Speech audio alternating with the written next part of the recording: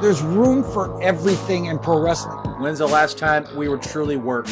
Dana Brooke should be champion right now. How dare you, sir? It's whatever at this point. Goldberg's in the Hall of Fame. That made it irrelevant at that point. You know, are we wrestling nerds or not? No, we're not. We're cool guys. And that's the bottom line, because Bama Dave said so.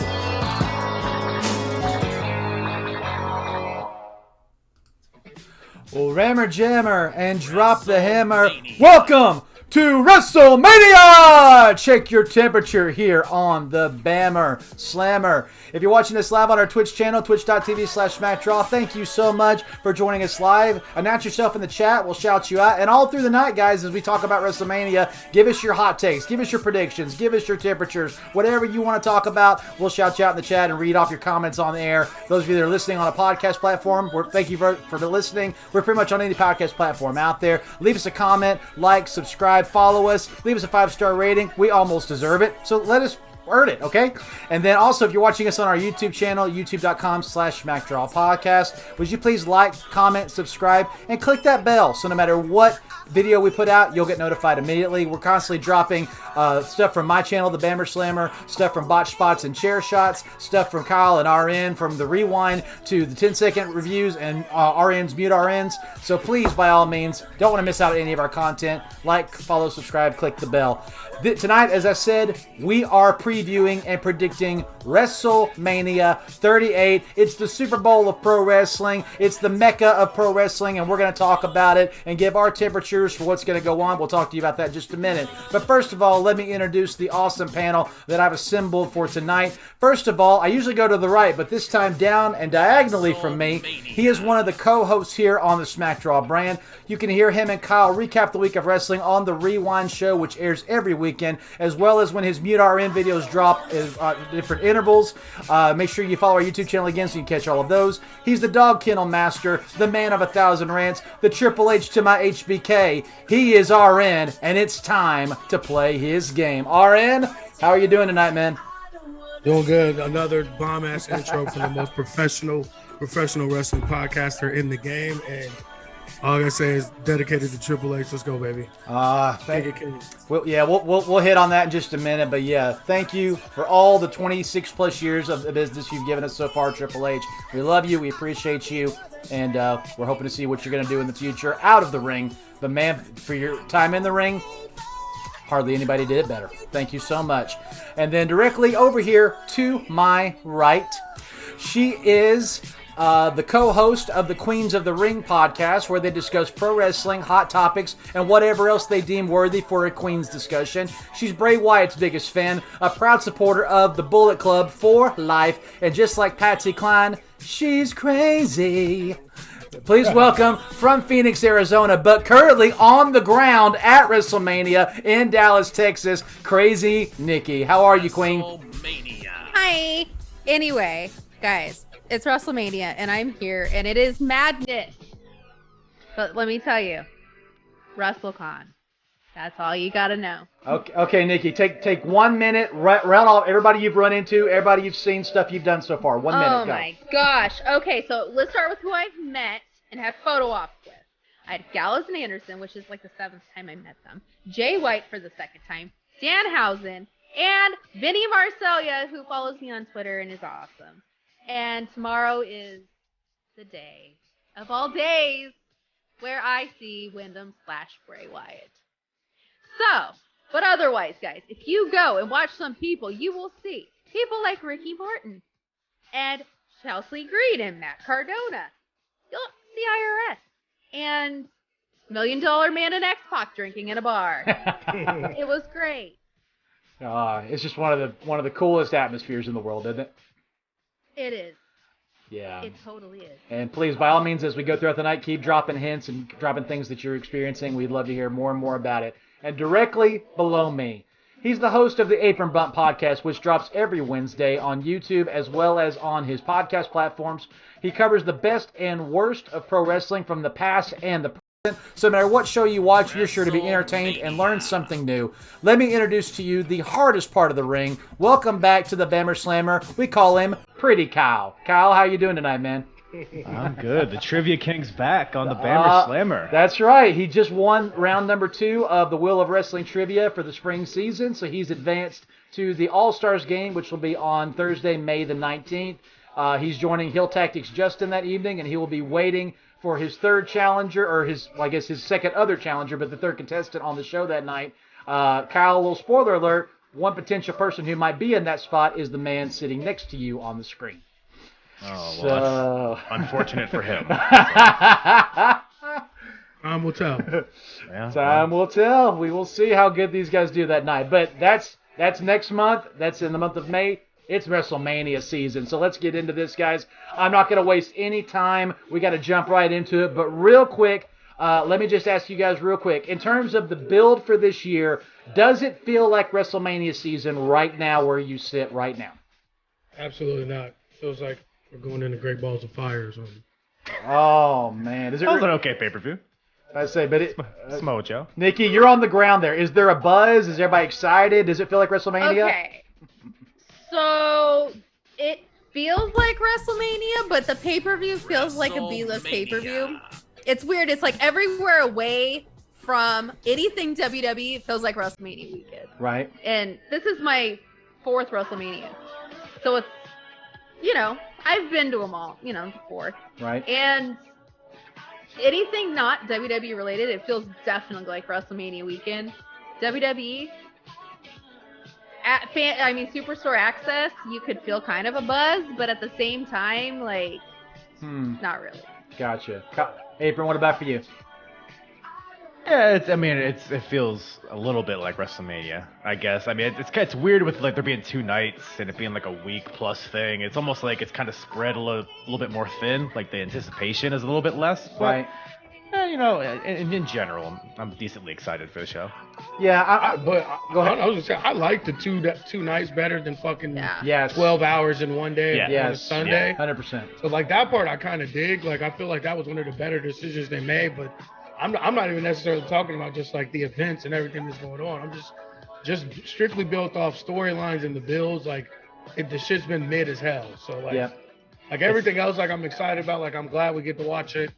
Get to watch Saturday Night Wrestling, have some beers, hang out at the house, and not have to get up the next day, So that's always a good selling point. Right. Mm-hmm. And like I said, the matches on paper, all of the matches are sound fire, but like I said, just the build and everything, I'm sorry, there's no fire to anything. It feels like they're trying to make WrestleMania matches and not just organically having matches that are worth a WrestleMania, if that makes any sense. Yeah, I 100% agree. I'm in the exact same boat, and I'm going to actually quote somebody I think all you guys know. Apron, you just played trivia with him. RN, we've had him on Check Your Temperature before. Dr. Bob from Back to the Ring. He said, back in the day, WrestleMania, they put together the best card they could, and moments happened, and they captured moments from that. Now, they're trying to recreate moments and hope that out of those created moments, they might get decent matches. They reversed it. That's the problem. If you build really good stories and really good matches, you're going to get good moments. They're just going to happen organically. The talent know how to find the camera. The talent are thinking, what can we do to maximize this stage? We're in front of millions of people around the world. They know what they're doing. Let them create moments. You just build stories for them. Well, and being at 35, WrestleMania 35 was a marathon. Yes. So the 2-night thing, I love it because 35, we got to the arena at 2:00. We didn't leave until 2 a.m. Unbelievable. Yeah. It was at one point was sleeting in an open stadium. Unbelievable. So, and you could tell by the end of the night that Becky and Charlotte and Ronda were tired because they've been there since noon. Yeah. Yes. They've been there since noon. Yeah, that's something we can't go into also, but a lot we can't. I mean we don't have time for this, but I mean have all 3 of you played sports like I have? Yeah. Yeah. You know the thing where it's called game mode? Where here's the time of the game, here's the warm up, here's the pregame meal, here's the coach with the team, all that, and you're trying to peak right when you're ready to run out the tunnel and right when you're ready to hit the field. When you do a marathon 12 hours, you're peaking at hour 3, hour 4, and you got to wait 6 more to go out there. I can't imagine what those 3 girls felt going out that curtain. I cannot imagine it at all. 100%. But like I said, guys, let's hop right into it. We're going to be doing something on this program called Check Your Temperature. But before we tell you about that, real quick, the most stupendous WrestleMania of all time, 2 nights this coming Saturday and Sunday, April 2nd and April 3rd in Dallas, Texas, where Queen Nikki is right now, at AT&T Stadium where the Cowboys play. Both nights start at 8 p.m. Eastern Standard Time. That's 5 p.m. on the Pacific. Nikki, in Phoenix, where you live, that's what, 6 o'clock? I think 5. so. Oh, 5 o'clock. 5. So it's 4 o'clock on the coast. No, because we're time zone. California jumped ahead. Oh, So, okay, gotcha. So 5 o'clock for you. Gotcha. All right. So anyway, that's where that is. But like I said, we're going to be doing Check Your Temperature. And Check Your Temperature, what it is a really cool thing that we created. And Check Your Temperature basically allows us to go around the horn like they do on ESPN. We're going to take a match, throw it on the table, and we're going to say, are you hot? Are you cold? Are you lukewarm for this match, and why? And then give your prediction at the end of it on who you think is going to win this match. Any spoilers you want to throw in or information tidbits you want to throw in, pull it in there. But guys, we got 14 freaking matches to get through, so we're going to try to go through them. But at the same time, if something is you're really passionate about and you want to take a little extra time, by all means, talk about it. Those of you in the chat watching, do the same thing. When we put a match on the table, are you hot? Are you cold? Are you warm for it? Who do you think's going to win and why? We want to hear what you have to say. And like I said, we'll announce you and we'll tell on air what you have to say. For this one, guys, I was actually thinking about what I wanted to do for this just to make it somewhat special. Normally, I build the matches in anticipation of what I think are probably going to be the most anticipated matches of the night. Because it's WrestleMania, I said, I'm going to have some fun with this. I booked the show. So I put the matches and the events in order of what I would love to see happen. And what I'm going to do on this weekend is I'm going to sit down and say how close did I get, and I want to see how fun that is. So you guys tell me at the end of it if you would be more excited about WrestleMania if this is what happens. So the first thing we're going to talk about and go around the horn is the first thing I would do at WrestleMania is I would do the KO show right up front. Right up front. I would do it right up front. I would let KO be out there go, welcome to WrestleMania in the worst possible place, the state of, you know what I'm saying? Let him just get the whole crowd riled up on their feet, throwing bottles at him, throwing beer cans at him. You know, let them do whatever. And then right when the heat is at its peak, break that glass. Just break that glass and let the whole place pop and go completely, absolutely bananas. Queen Nikki, you're on the ground. Let me start with you. Are you hot, cold, or warm for the KO show and the return of Stone Cold Steve Austin? I am hot, and it seems like everybody here is as well. That was the shirt I think everybody was buying, was the KO show shirt. Hell yeah.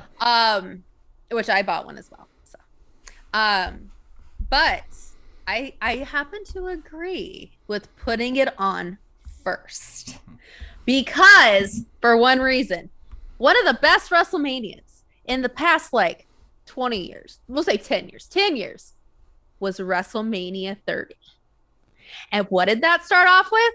First off, Hulk Hogan saying the wrong arena. I'll never forget that. But what happened when Hogan was just being an idiot? The glass shattered, the place went wild. So this is the perfect spot to get that moment. You want that moment because the rest of the show is gonna need that moment. Yep. I don't necessarily think it's going to be a full-on match. Maybe like a 2-minute like brawl for all. Yeah. Brawl kind of a thing. Couple, mud stomps. Everybody tries to, try to stutter each other at the same time, and then, Stone Cold finally does it and it's over. But I do think they're going to have Austin obviously come out on top, but I think he's not going to make KO look pathetic. Right. At the same time. Okay. RN, are you hot, cold, or warm for the KO show and the return of Stone Cold Steve Austin? This is going to be a UWO, but I'm extremely cold for it. Only because it's the same shit every time. And to me, like, these things with Austin, like, I know that they need to do it because it's in Texas and it's going to blow the fucking top off. But I hate when they sacrifice the actual stars in the company to these old fucks coming back.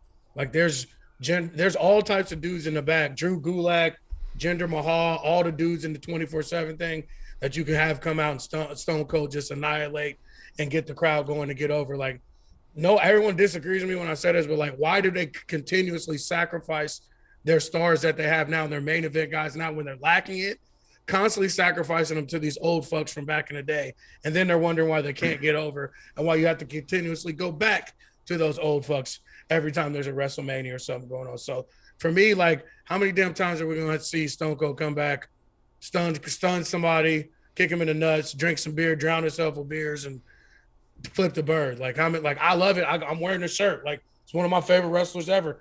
My lead stud for my kennel is named Stone Cold Steve Austin because we got him from right down the road from Stone Cold Steve Austin's hometown. But this shit, like, it's mid as hell to me. Sorry. All right. Kyle, hot, cold, or warm for the KO show? I'm hot. Fuck this RN guy. So, I knew it was going to be a UWO. I can deal with it. Here's the thing, though. Stop trying to be a heel. Come on. Kevin Owens getting beat up by Stone Cold Steve Austin will do more for Kevin Owens than anything else has in his career. It'll do more for him than the Universal title run did. It'll do more for him than whatever fighting Chris Jericho at WrestleMania. He won against Chris Jericho at WrestleMania, but nobody talks about it. Everybody is going to be talking about this, ideally, as long as Stone Cold doesn't break his hip, walking down to the ring or something. But it's going to be an amazing moment, like in Kevin Owens, like Stone Cold Steve Austin. Like, you can recover from getting beat up by Stone Cold Steve Austin. It's not like Sergeant Slaughter's coming out here, or something like that, or like Ricky Morton, or it's Stone Cold Steve Austin. It's in Texas. Hey, Ricky Morton can still go. Yes, he can. Yes, he can. Okay. But if it was a match, I'd feel different about it if it was a match and not just him coming out. You know what I'm saying? I think that's the thing for me. It's about like Stone Cold matches. Like, anybody that's seen a Stone Cold matches, which we all have, it's a lot of just brawling on the outside. It's fighting in the crowd. There's shenanigans. There, weapons. Shit. Yeah. Like, that's what I'm saying. Like, I could take that more if he beat Kevin Owens in the match, because spit some beer in his eye, fucking hit him with a chair, low blow him behind the ref's back. Like, you can make it make more sense to me if this dude just came back out of nowhere and beat Kevin Owens in a match. But if you're just telling me this old dude's coming off the street and beating the shit out of one of the best athletes, the best performers, and maybe in the last 5 to 6 years, that's where I kind of have a problem with the whole kayfabe and the suspending disbelief part. I mean, it just depends how Stone Cold looks. Like, if he looks like he's in great shape. He looks good. He looks. Yeah. I don't think his arms have ever been fucking bigger. No. A show the other day, he had pythons. No, yeah, if you ever listen to his podcast, he's always talking about his diet and his workout. Right, like he stays, and he's probably in better shape now than he was back in the day. So no, he says that all the time, that he's in way better shape now. Exactly. So it's like, it's not like some old guy coming out and with a walker and hitting it's not like it's Gilbert. Yeah. Gilbert just walking out. Yep. And at the end of the day, it'll be a fun moment, which is why we watch wrestling in the first place. So I'm hot for it. 100% agree. And Kyle, I know I told you to turn up a second. Turn back down. I'm getting a little bit of feedback from you. What? What? I'm sorry. What? Is this better? What? Yes, that's much better. Thank you. What? Anyway. What? I'm hot for it. I can't help it. It's Stone Cold Steve Austin. It's KO. It's two of my favorite guys to ever step in the ring. And I'm in agreement with Nikki, but I have the same fear as RN. This is a KO bucket list thing. How many times have we seen the pictures circulating of the first time he ever met him, then the second time he ever met him? And we know that probably when KO was in talks with Vince, and Vince said, what are some things you want to do? And he said, can I have a moment with Stone Cold? I mean, you know, there had to have been that talk, and absolutely, yeah, that was probably top on his damn. That's what I'm saying. So 100%, I understand that this is probably something that KO has wanted to do, and I think this is going to be a really dream moment for him. And because of that, he's gonna make Steve look as good as he possibly can. However, I am going to say this: Steve Austin will take KO's stunner. I really believe he will. I think he will take the stunner. And then right at the point where it's about to get really nasty or something, Stone Cold will figure out some way to grab the leg or hit the nuts or something, and he'll get back up and he'll do the real stunner. And I just don't see KO getting any offense in. Maybe like a sneak punch or something, maybe. But I think it'll be pretty 50-50. Him getting beer spit in his face. I think it'll be 50-50. I do. I think it'll be 50-50. I really do. And it's go ahead. Now I'm gonna say, because at the end of this, KO's got to come on Raw hated. He's got to get heat here. Yeah. He's got to do something. So, yeah. Well, and I'm just going off what everything Stone Cold's done. He's never gone out on his back. Well, and I don't. Ends up with him getting cheered, drinking beers in the corner. So yeah, I don't see it happening. I could see it going. I mean, I don't think Austin's going to make him look like, this dog shit guy who's a jobber. Right. No, right. It's not going to make him look like that. It's not going to be what The Rock did to Eric Rowan and Luke Harper. No, it's not going to be that. This is an advertised thing. It's been built up. Right. Exactly. Yeah. So I don't think it's going to be like that. I think it's going to be I don't think they're going to make Kevin look stupid. I don't either. Especially with how much money he's making right now, they're not going to make him look stupid. I don't either. 100%. All right. Awesome, guys.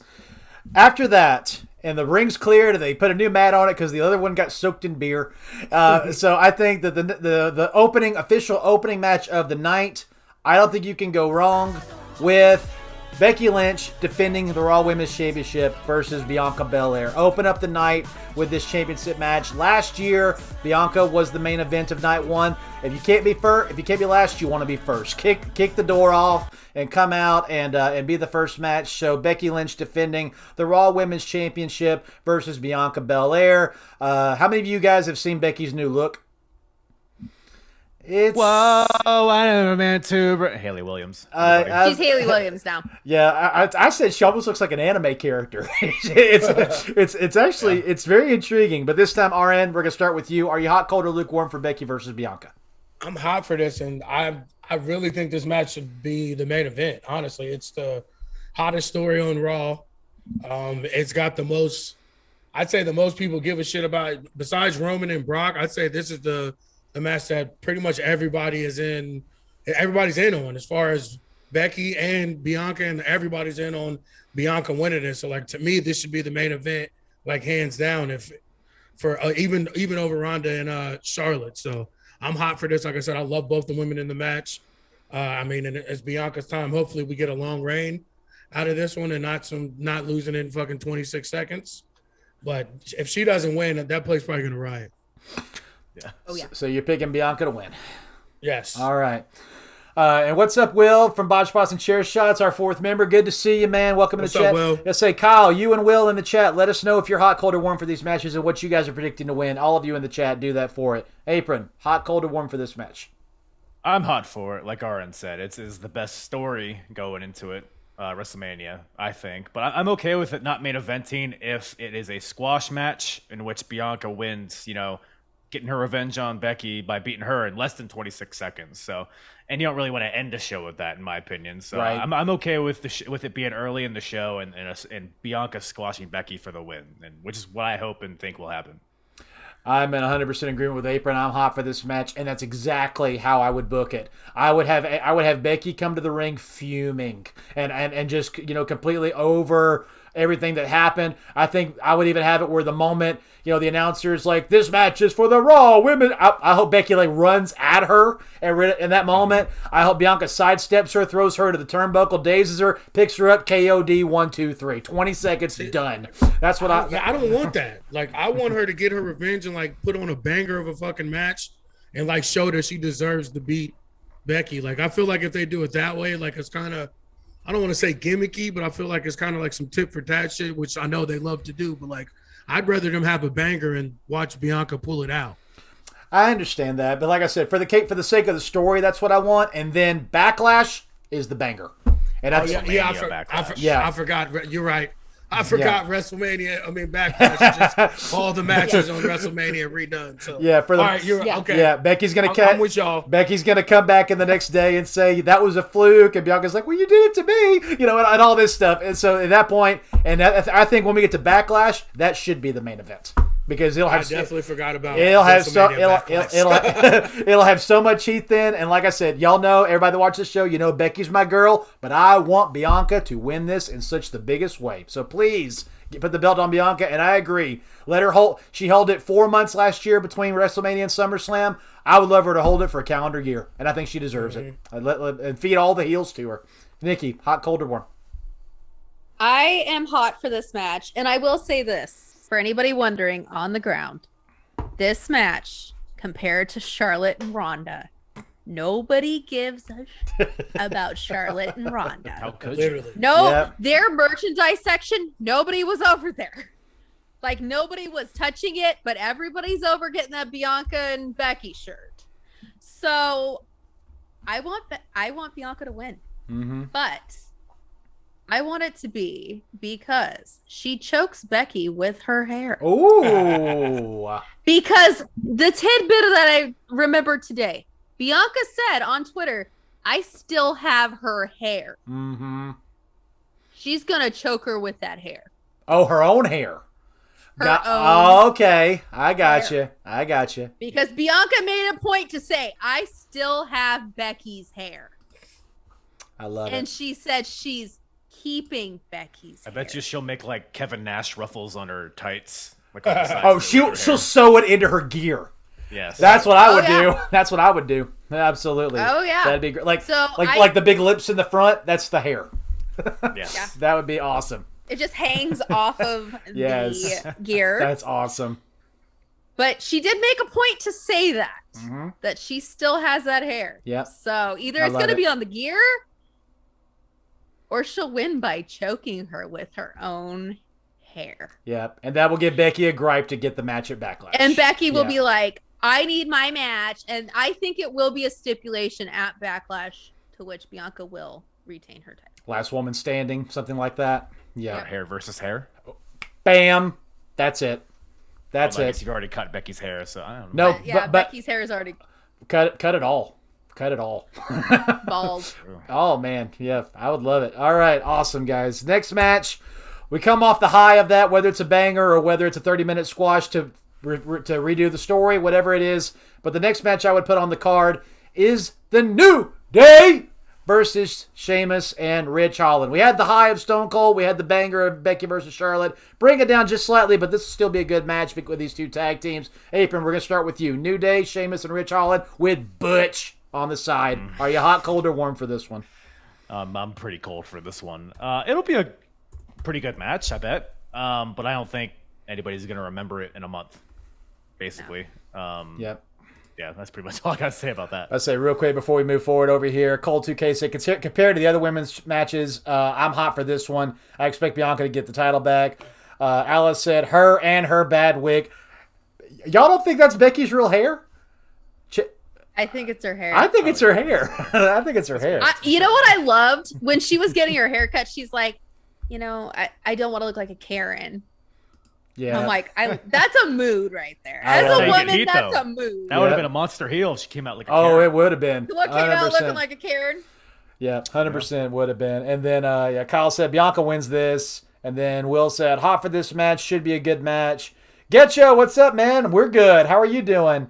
And What's up, Gacho? and Alice said, absolutely not her hair. That is a wig. I don't buy that. I think that's her hair. But Yeah, that's but definitely her hair. yeah, I think it's is her her hair. hair. All right. Well, for me, okay, I'm warm for this match only for one reason. It's the New Day. I've never hated a New Day match. They are the epitome of less is more.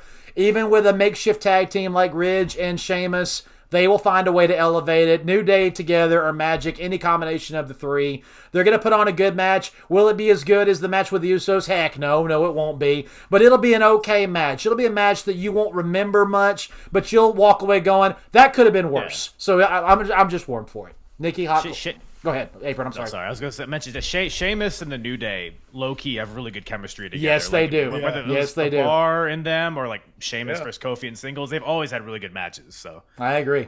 100%. Nikki, hot, cold, or warm? I am ice cold for this match. Ice cold. And the unpopular opinion, I don't like Sheamus, and I only liked him when he was in the bar. I only Just didn't like him when saying. he was in the bar.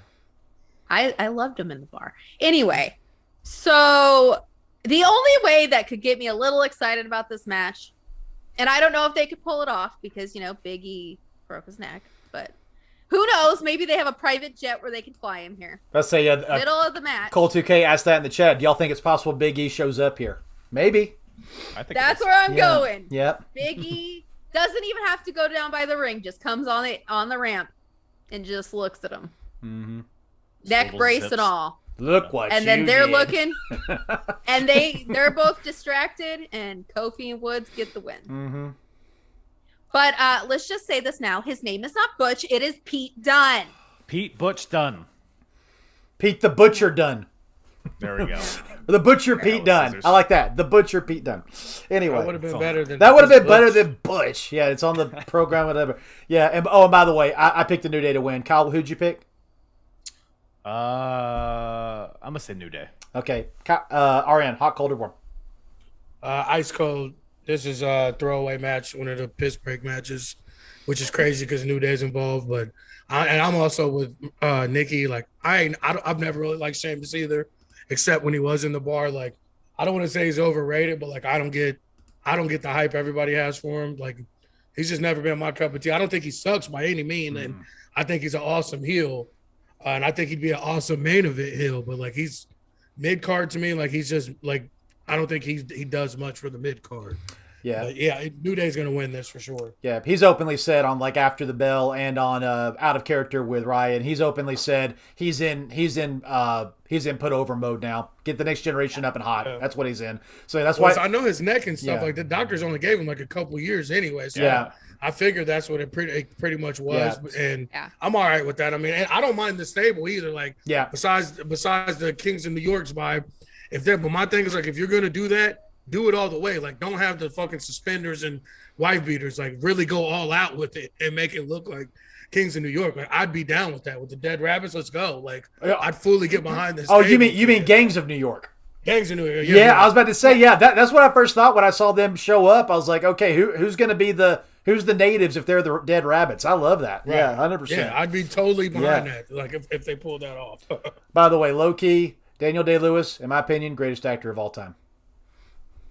Okay, so the Sheamus and all I'd argue that. with it, but I wouldn't take it for it. Okay, I don't get Gangs in New York on it. I get Pinky Blinders.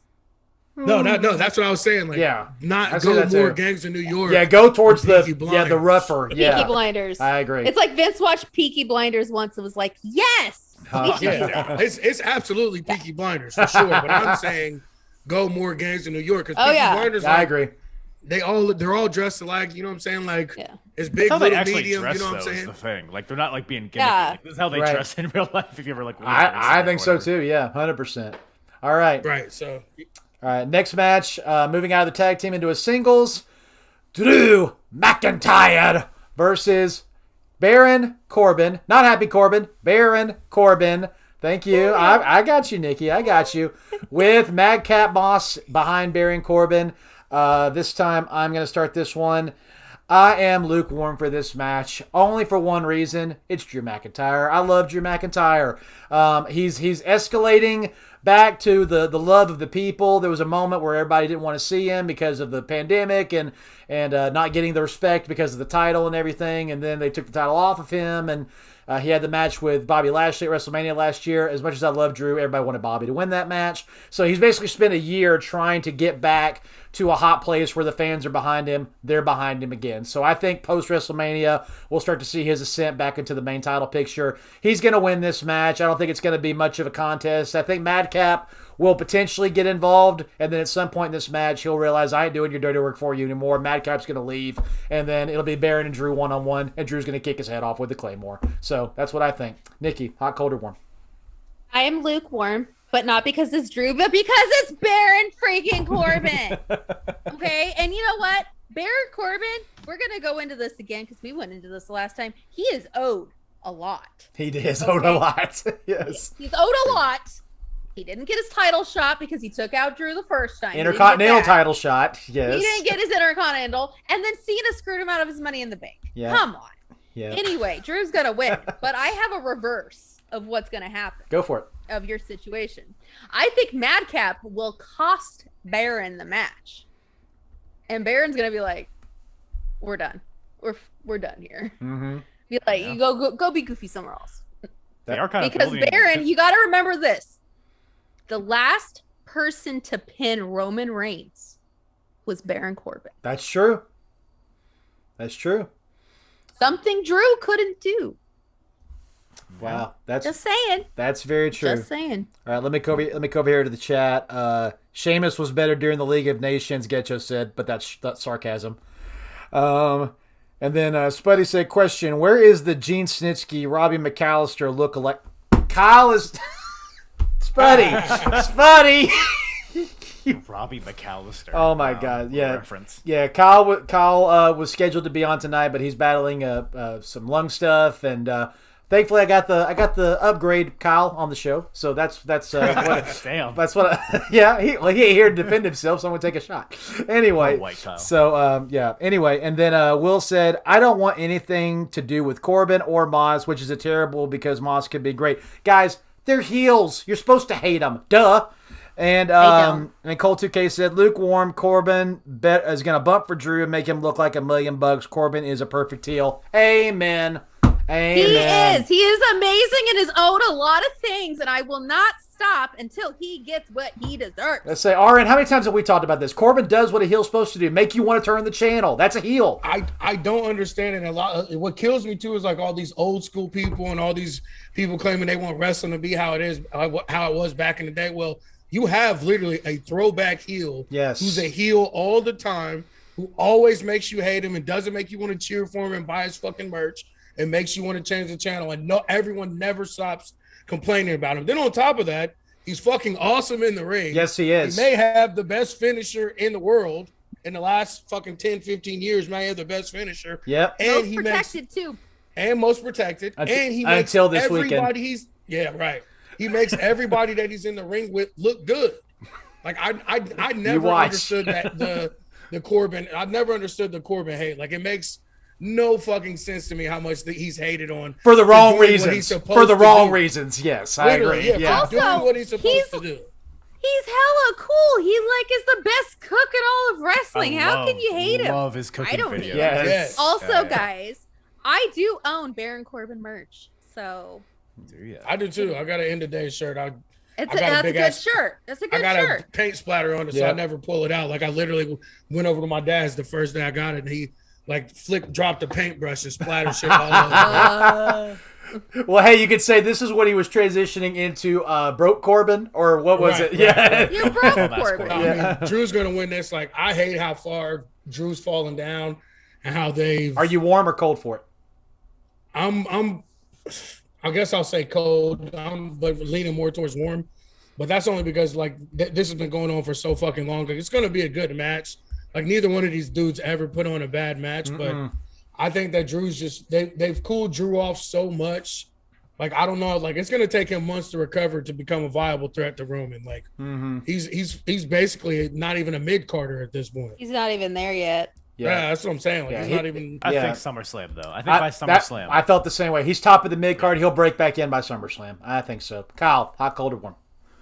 I agree with RN. I'm like in between warm and cold on this one.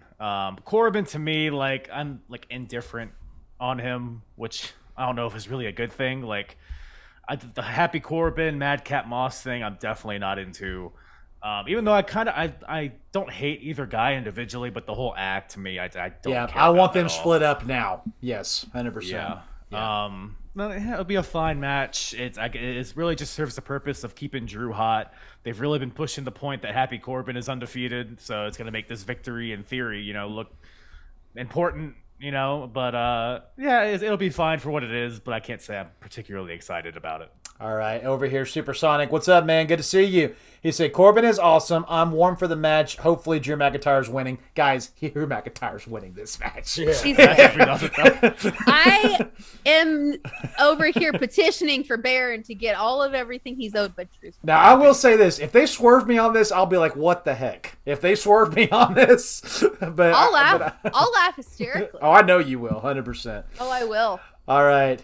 This is the match I would put almost in the mid card, but building up to the mid card main event, and that is the Usos versus Shinsuke Nakamura and Rick Boogs for the SmackDown Tag Team Championships. Guys, the Usos just broke their old record. They are now the longest reigning SmackDown Tag Team Champions of all time, again, with an even longer reign. Queen Nikki, we're back to you. Hot, cold, or warm for this match? I'm warm. Okay. Because this is going to be a good match. Like, it's Shinsuke Nakamura. Okay, yeah. It's Shinsuke. Like, hello. If he wants to. Plus the Usos. It's going to be a good match. Mm-hmm. Hopefully. I don't, and I'm on the fence on this one. Because either they're sadly going to feed Shinsuke and Boogs after that amazing entrance. That entrance is going to be nuts. Oh, in front of 100,000 or 75,000 people with that electric guitar? Oh, yeah. That'll be great. It's going to be nuts.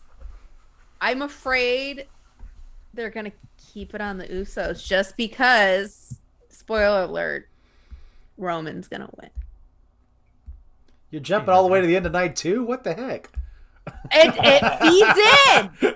Because here's the thing. They're not taking those belts off until Roman's got his storyline with whoever's gonna take that belt. We'll talk about that. They're not gonna take those belts off they're not taking it off the Usos. So it's gonna be the Usos, even though it kills me to say it. I say yeah. We'll talk about Roman's side of this when we get to his match. But I do think this: the Usos will lose their belts before Roman loses his.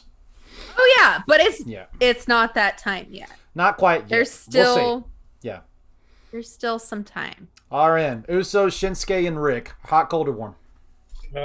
Same, like in the middle, cold and warm. Like the Usos are winning this match. Like if they don't, I'd be thoroughly fucking surprised. I mean, and this tag team, like it's so, I don't know. Shinsuke's been such a disappointment since he came up to the main roster. Like he was literally my favorite wrestler in NXT, and probably one of my main reasons why I stayed watching NXT and became a super fan of it.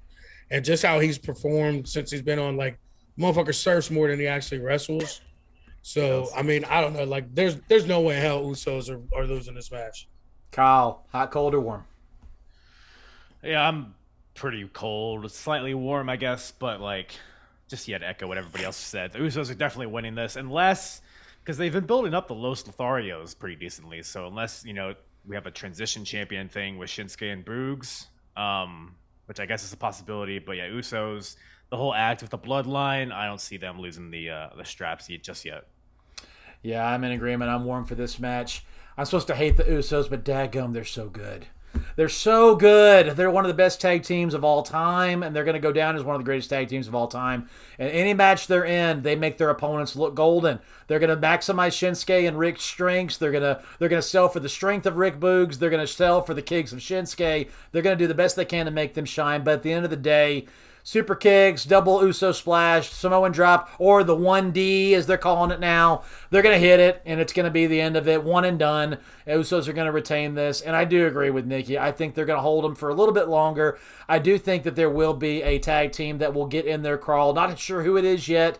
The Raw tag team division is actually pretty hot right now. The SmackDown tag team division is very lackluster. So whatever tag team, tag team rises up and poses a legitimate threat. I thought the Viking Raiders could have had that shot, but they cooled on them real quick. So whoever that is, and the Usos finally drop the titles too, we'll see, but it's not going to be this weekend at WrestleMania. That's just what I think.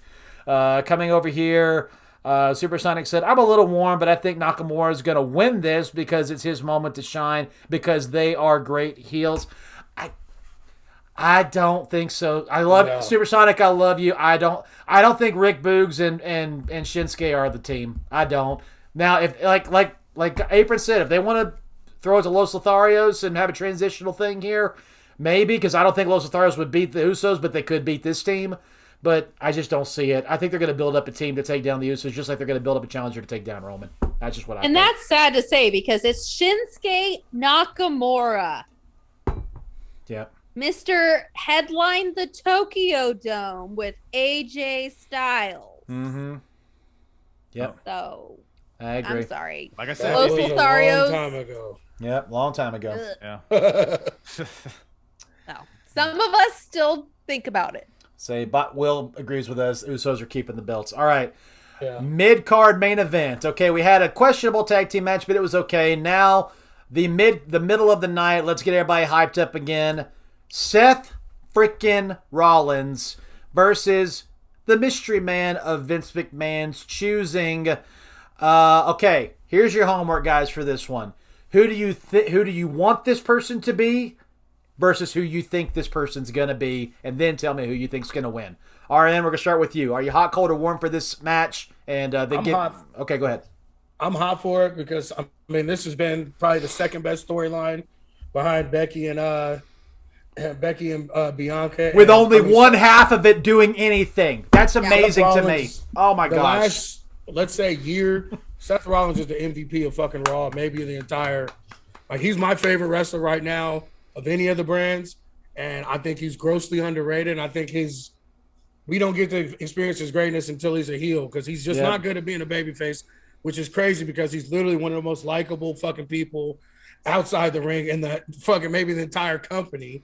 But I can't wait. I just want him and Becky to get the power couple and team up. Both of them have the belts. That's all I've been screaming for. But it's gonna be Cody. It can't not be Cody. Like, at this point, like, who else would it be that this would end up paying off or matter? Like, that's if it's fucking some old fuck Kane or somebody like that. Like, I'm gonna be extremely disappointed if it's not Shane Cody. McMahon. Like, or Shane Shane McMahon. Same thing. Shane McMahon. I'm gonna be Here comes the disappointed if it's Shane McMahon. money. It's got to be one or the other, because it's either got to be One or the other. the satisfying option of Cody, or somebody so like Shane McMahon, or like, I don't know. That would turn Seth babyface if it was somebody like Shane. Everybody would be like, Shane "Ah, McMahon." Seth kicked this guy's ass," and then that would be some sort of happy moment, I guess. Right.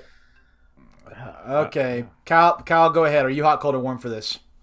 I'm hot for it. I mean, any mystery opponent thing always gets me. I'm a sucker for that kind of stuff, and the fact that it could be Cody is very intriguing. I mean, it's obviously the very. Who do you want it to be?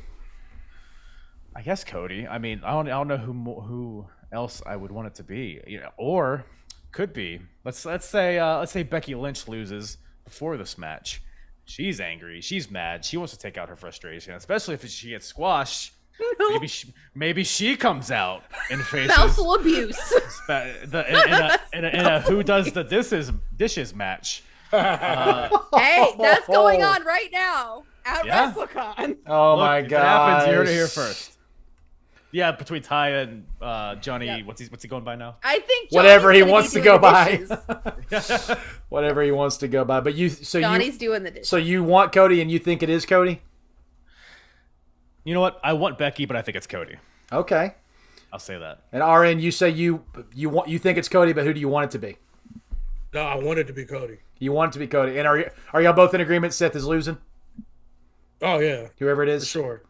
Yeah. Okay. I haven't even really thought about who's Unfortunately. winning or not, but yeah, I think that. Yeah. All right. I am hot for this match. Actually, Seth Rollins is 6-3 at WrestleMania. He's actually got a winning record, so he can afford to take a loss here. His record would still be good. And RN, I agree. Seth has been Raw's MVP since Drew moved over to SmackDown. Roman has been the MVP of SmackDown, the MVP of the WWE, pretty much. And so I guess you could say, hey, they knew what they had in the Shield, and they have maximized it. Because oh my gosh, these two guys are just absolutely amazing on both brands. I love Seth freaking Rollins. He is, in my opinion, probably top 5 of the best wrestlers in the world right now. And I love that because he doesn't even fully unleash how good he is until he gets on a stage like this. And so I honestly think now, who do I think it's going to be? Cody's a good pick. And I think that if they're going to debut Cody, the thing is, and I texted Nikki about this, the only time Cody and Seth had any interaction was Stardust versus the Shield with Dustin Rhodes. So there really is no one-on-one issue with these two guys. So it would be literally fresh starting. Seth just, has been pissing off everybody. Seth pissed off Vince. So I'm going to sit Cody on you. That's pretty much what this is. I want this to be. I want Seth to get his big entrance. I want him to orchestrate the oh. I want the whole place doing it. I want everybody screaming, burn it down. I want him getting in the ring, taking his jacket off, grab the mic, and go, whoever it is, call whatever. And in the moment he's about ready to just, blow his lid, he's so excited. Gong. I want The Undertaker. I really do. In his home state, in the stadium of his favorite team, and just like Ric Flair wrestled his last match in the WWE on his Hall of Fame weekend, right after he went into the Hall of Fame, one more time, walk the ramp, this time in front of a stadium full of fans, not in an empty Survivor Series with TVs behind you, in a full stadium. Give me 5 minutes. Hit Seth with the snake eyes, hit him with the big boot, hit him with the last ride, and actually here's how I would do it. So Seth gets the drop on him. Seth goes for the stomp. Right as he goes up for the stomp, Taker catches him in the throat. Choke slam, last ride, tombstone, 1, 2, 3. That's the official last match of The Undertaker. Didn't we just have this conversation about putting these old fucks on our main event? I understand that, but guys, it's the last time. It's not the last ride on a cinematic match. But I don't care anymore. Well, that's different. Too many last rides. I'm done with this last ride. I'm fine with y'all agreeing with that. But for me, I'm a super fan of The Undertaker. I want him to have this last moment. I do. And Seth is the perfect guy to put in there with him. He's a million. He's 56. Like, he's literally a million. He's 56. His body isn't. He literally is the dead man. He could break a hip walking to the ring. Did you see how many fucking bands and knee braces and knee sleeves and shit he had to put on before that last match? Maybe he comes out as the American Badass and he rides a motorcycle to the ring. I'd rather just be Kid Rock himself. Right, literally. Yeah. All right. Well, I'm probably dead wrong, I'd rather but I would be Shane love. McMahon at that point. I would love. Well, that's me being a fan. I would love to see it. Nikki, hot, cold, or warm? Who do you want it to be? Who do you think it's going to be? I am hot for this match. I think it's going to be Cody Rhodes because they're trying to throw people off the scent right now. Yeah. And I was telling everybody this today. Everybody's like, well, Meltzer said Cody's backing out. Meltzer doesn't. Why would they tell Meltzer the truth? Because they know Meltzer is going to blab them. Yeah. Yes, he They can't. ain't going to tell him the truth. He can't help himself. Plus, he's so far Nelson's up paid Cody's by ass. AEW. Of course he's gonna say that. Yeah. I mean, pretty much Jericho tried to spoil the moment. They got to back up somehow because Jericho went on the podcast and said, yeah, Cody's going to WWE. Yep. So I think it will be Cody Rhodes. Okay. And I want it to be Cody Rhodes just to watch wrestling Twitter burn to the ground. Because I love chaos. I do too. Facts. I love chaos. And plus, his theme song, I hate Cody Rhodes, but that theme song is a banger. And I hope they have him keep that. Because that is a good song. Yeah. It's a good My song. father said when I was vision. It's a great song. Yeah, 100%. I agree. All right. And now we've had that high moment. We've had the big debut or the big return or whatever it's going to be. Now we got to cool the crowd down a little bit before we get to the main event. And that is going to be the Rey Mysterio and Dominic duo versus The Miz and Logan Paul. Can't even get it out without throwing up my mouth a little bit. Oh my god. Oh gosh. Kyle, we're back to you. Hot, cold, or warm for this whatever this is match? I'm warm for it. I mean, something tells me that Logan Paul is gonna surprise people. I think He won't Bad Bunny surprise us though. No. I mean, Logan's, he's a boxer. Yeah. So I feel like people understand he's an athlete. Yeah. But and Rey Mysterio can make anybody look good. Miz has done work with tons of celebrities. He knows what he's doing in there. So I think it'll be fun to see Logan Paul get his ass kicked. That's just how I look at it. So It is interesting. Last year and this year, Miz and Morrison versus Bad Bunny, Damian Priest. This year, Miz and Logan Paul. They trust Miz with celebrities. That's interesting to me. Yeah, absolutely. Yeah. He's one of the safest workers in the ring, probably. That's probably what it is. I agree. Yeah, I'm with you. I'm just warm for it. I mean, come on. Greatest masked wrestler, greatest underdog of all time. I love Rey Mysterio. And I'm a big fan of Dominic. And I think Dominic's, they were this close to the turn. They were this close, and then they swapped him over to the other brand, and they said, oh, new brand, start over. And so they basically started the entire thing over. So I don't know when it's going to be, but I'm waiting for Dominic to get out from underneath Ray and start forging his own destiny, because Ray has gone on record to say the last match he ever has in his career will be versus his son for the mask. And so I think that whenever that is, however long that is from now, that's what we're building to. But for now, they're a good tag team. They're good on Raw. Like we said, Miz is one of the most underrated wrestlers of all time. Top 10 on the stick of all time, in my opinion. And my opinion, the greatest Intercontinental Champion of all time. And I'm waiting for him to break Jericho's record and break the full days record. Kyle harps on it every time we talk about it. Miz has less than 30 days before he fulfills the totality of days as IC title champion holder. He's only got less than 30 days, and he needs 2 more reigns to beat Jericho's record. So before his career's over, if I know Vince, he's going to let his homegrown Miz boy beat that record. So I think that's going to happen. But I think, the Mysterios are going to win this. Logan Paul will surprise us a little bit, but I think he's just going to throw hooks left and right, and they're going to catch him and hit him with a 619, take the West Coast pop. Bye-bye. Good match. All right, Nikki, hot, cold, or warm? I am ice cold for this match because I hate Logan Paul. I hate him. I think he's terrible. He's terrible for the children. He's terrible for everybody. He's a terrible person. Which means Vince is going to love him. So I think that The Miz and Logan Paul are going to win. Why is that right? Because I know these things. Yes, you do. Yes, you do. I know these things. Because Vince likes terrible people. Because according to Vince, should I read the quote? I never have been cool. I don't give a shit about that. That is now a t-shirt that you can purchase. Hell yeah. Anyway, so also $1 billion asshole is the other. I saw that one. Yeah. That one was fire. Anyway, literally there is fire on it. Yeah. I think this is where the turn will happen. Really? Because we've been waiting a year, but I think this is it. I think you can't, if you want it, okay, Ray's from San Diego. Right. WrestleMania is in LA next year. Ooh. You're going to have 1 year booking for Ray's final match in LA. Tonight, they're going to do it.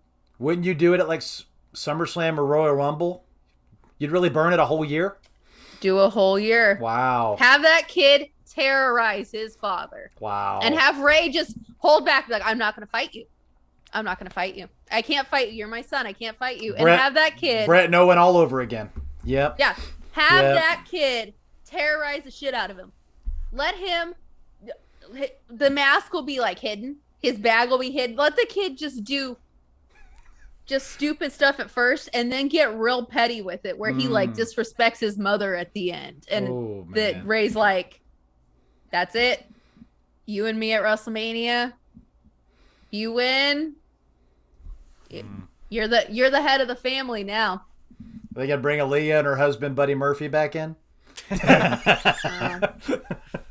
Buddy Murphy broke up with her. Yep. They broke up. What a shame. What can you say? Traded in Aaliyah for Aleister Black.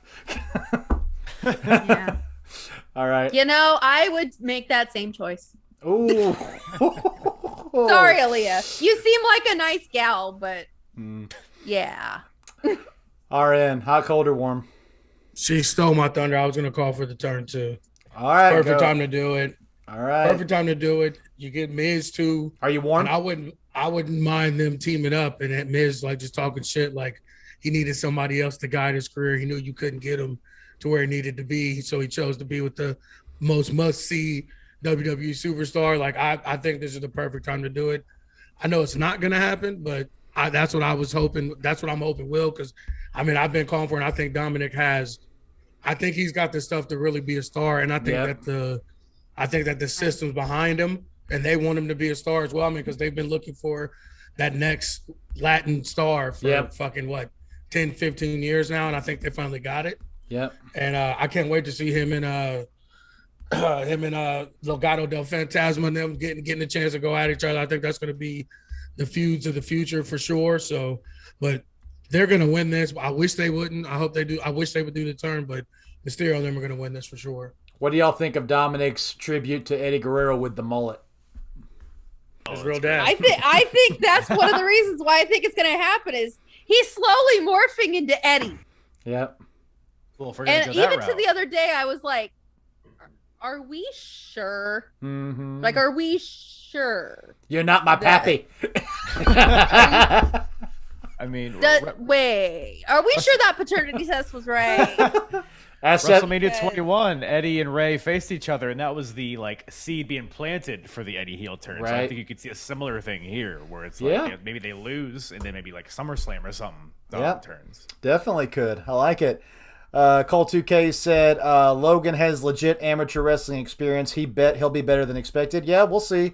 Cole 2K said Miz is a better heel than Corbin. They're neck and neck for me. Miz is great. Yes. Miz is great. Also, can I think we are going to be surprised by Logan because he actually is a wrestling fan as well. Yes, he is. My girlfriend, they both went to OU, so my girlfriend was seeing him at parties and shit and everything. They would be power bombing each other through tables and shit. So he doesn't. He would.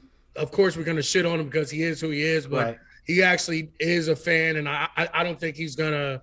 I don't think this isn't a game to him. I know he's taking this seriously. Yeah, and I've seen some of his shows and shit. He's.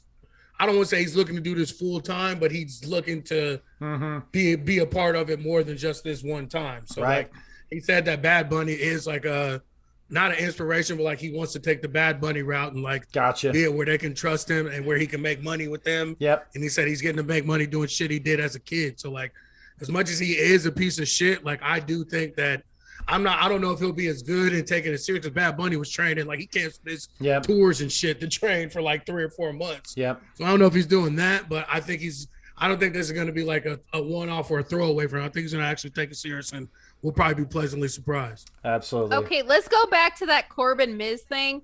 Does anybody remember when they faced each other at Survivor Series? I barely remember it, man. Barely, man. The only thing I remember about the match was okay, but the promos. Not all on Twitter. Yeah. Yeah. They went back because and forth on Vince Twitter wouldn't a lot. give him any TV time. Yeah. Yeah. No. And he said at one point that Baron said Maurice was going to call him daddy. Yeah. That would be a fun feud if they actually gave effort towards it. Who would you dare let be the face in that? I wouldn't. I'd let him heal the fuck off. Why not? Why change either one of them? Yeah. No, I agree. I said it. Miz, in my opinion, is top 10 on the stick of all time. The dude is so good. I know everything about him with his wife and with his kids and Ms. and Mrs. and all the great relationship and how fun he is outside the ring. And I still hate him when he picks the mic up. That's talent. If I know all about you and you still make me hate you, that's talent. 100%. Personally, he kind of lost some points to me with that exchange with Big E and them talking about people of color in wrestling or whatever. He kind of lost some points for me with me at it. He gained some back once he said he talked to Big E and they got to really explain what he meant by it and everything. But before, he's grossly underrated and we're never going to understand until it's all said and done. Yeah. Until it's all said and done. Like he is literally the epitome of started from the fucking bottom. Yes. Even though most people don't even remember that he came from MTV in the real world and all that now. Most people, even though that's what they gave him shit for starting out, most people don't even remember that now. They still just think of him like he's a wrestler, which is all he ever wanted anyway. The first year, that's what he used. I'm already better. Right. I'm already better than anybody here because I've been on TV longer than most of these people have. He was a master at that. And then Supersonic over here said, "I'm warm for this match. I think Ray and Dominic are going to win. I think Logan Paul should apologize to Japan for his public stunt 4 years ago." He ain't going to do it, but I agree with you. He ain't going to apologize because it made him who he is today, but I agree with you. And then finally, guys, as much as it pains me, I think the main event should be for night one. Charlotte Flair defending the SmackDown Women's Championship against Ronda Rousey. This time I'm going to start it. The reason I would put this at the main event is not because this has been the best story, because it hasn't. Not because these are the best two talents in the ring giving us the best quality match, because it will not be, I don't think. Only because of the precedent. If you win the Royal Rumble, you deserve to get a main event match at WrestleMania. Not this year. I don't want to see it. But for future years, if you don't do it for this match, then later on you're setting a precedent. If you win the Royal Rumble, who cares? You could be in the middle of the card. If they set the precedent from now on, whether we hate the match or love the match, that person will always get the main event. Then to me that's fair because it is the biggest match of the year, so you get the biggest main event of the year. But that being said, I'm warm for this match. I've said, I'm not going to spend much time here. I've said over and over again, I think Charlotte Flair, legit, is probably the greatest female wrestler of all time. She's a ring general. She's going to call this match, and I think that it's going to be a good match. I think it's going to be very similar to Charlotte and Rhea. The build-up was terrible. We all called, that match when we did the Extreme Rules pay-per-view, but we all walked away going, holy cow, that was a good match. Charlotte knows how to do that. I think this is going to be surprising at how good this is. I can't shake my mind from Charlotte Ronda at Survivor Series 2018. That was good. They put on a banger. It ended weird, but they put on a banger. So they've had 3 more years to learn each other, watch each other, and work together. Come on. Let's all just call a spade. Ronda has not done her character justice because she's a heel.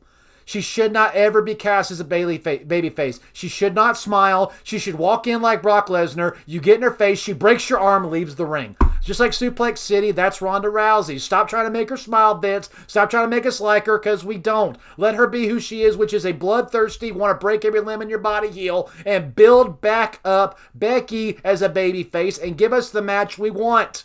That's what I want to see, and Becky has gone on record. WrestleMania 39, it's probably going to happen. But we got to wait a whole year for it. But until then, we got to get through this match. Guys, I'm torn on this one because either way, I don't like it. Either way, Ronda comes back, sticks around for a while as a SmackDown Women's Champion, or the best female heel in the company, which is Charlotte Flair, because she's a natural heel too, holds up that title with the confetti and the fireworks, and everybody leaves night one going, ugh. Either way, no matter how it ends, we're not going to be happy about the ending. If I had to bet money on this match, though, because she's probably going to stick around and build towards next year, I think Ronda's going to win this one, and I'm not happy about it. Nikki, hot, cold, or warm? I'm ice cold, and Ronda Rousey can go fuck herself. Okay. I actually took a picture today where I was flipping off the cardboard stand-up of Ronda Rousey. Twice. So, Twice. Because the first time wasn't good enough.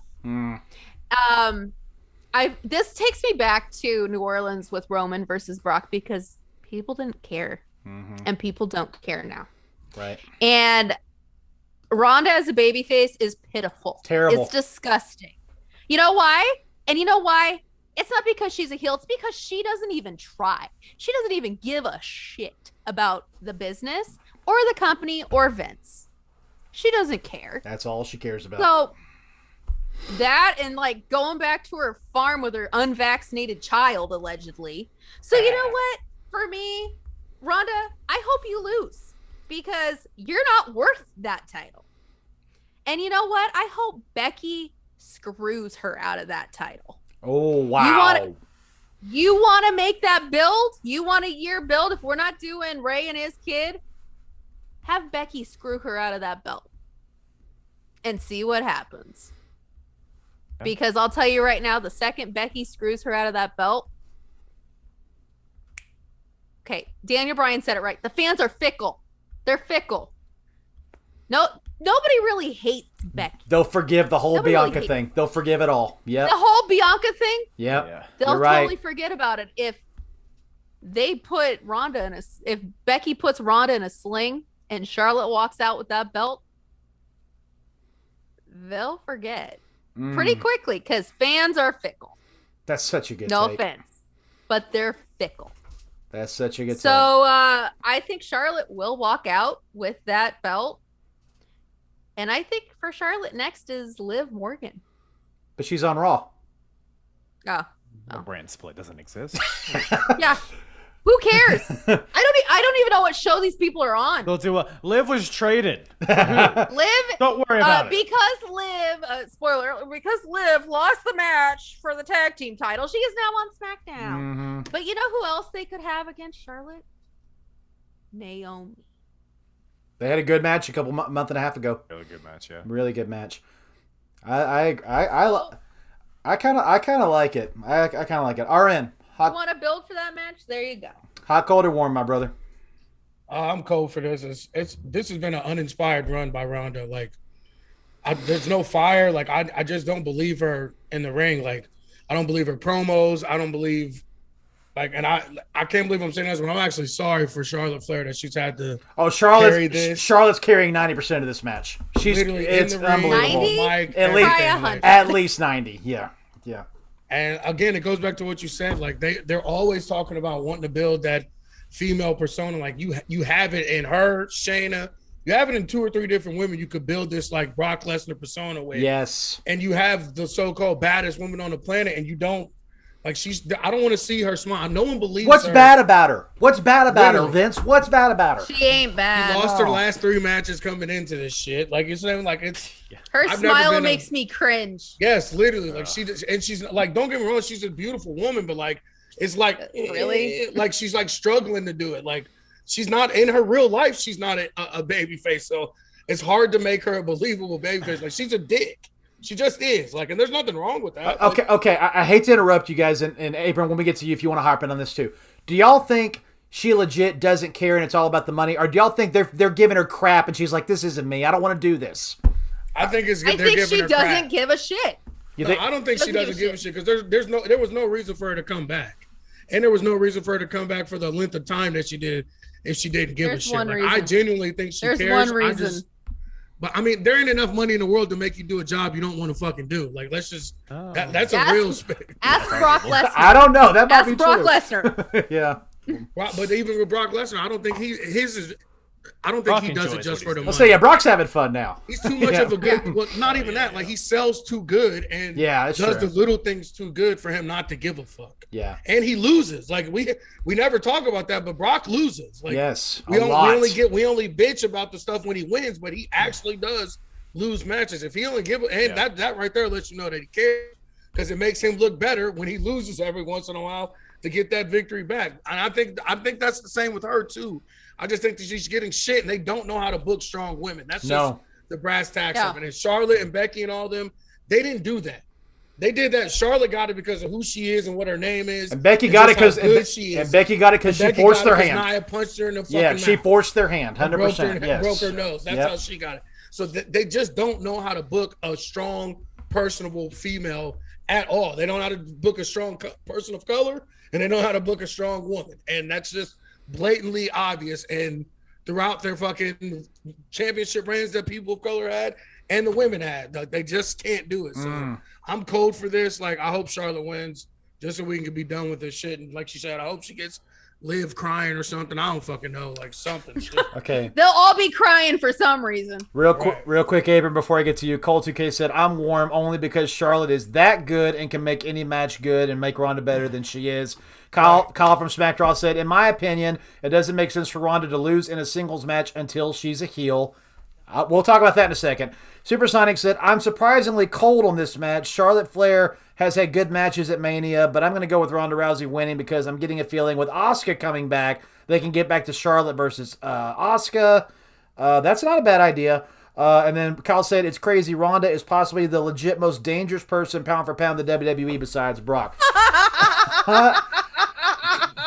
Kyle's an MMA lover, so he's seen how dangerous. She's up there. In real life, yeah. In a shoot, she'll break your arm in half a second, no question. Yeah, I know she will. Okay, Kyle, now your turn. Hot, cold, or warm? Yeah, I'm cold for this. I think it's crazy because Ronda left as a heel. Yes, and everything she's done since she's left is just trash on WWE and wrestling in general. And then we just bring her back. Oh, yay. I'm so glad you're back. Like, what? No, it doesn't make any sense. Right.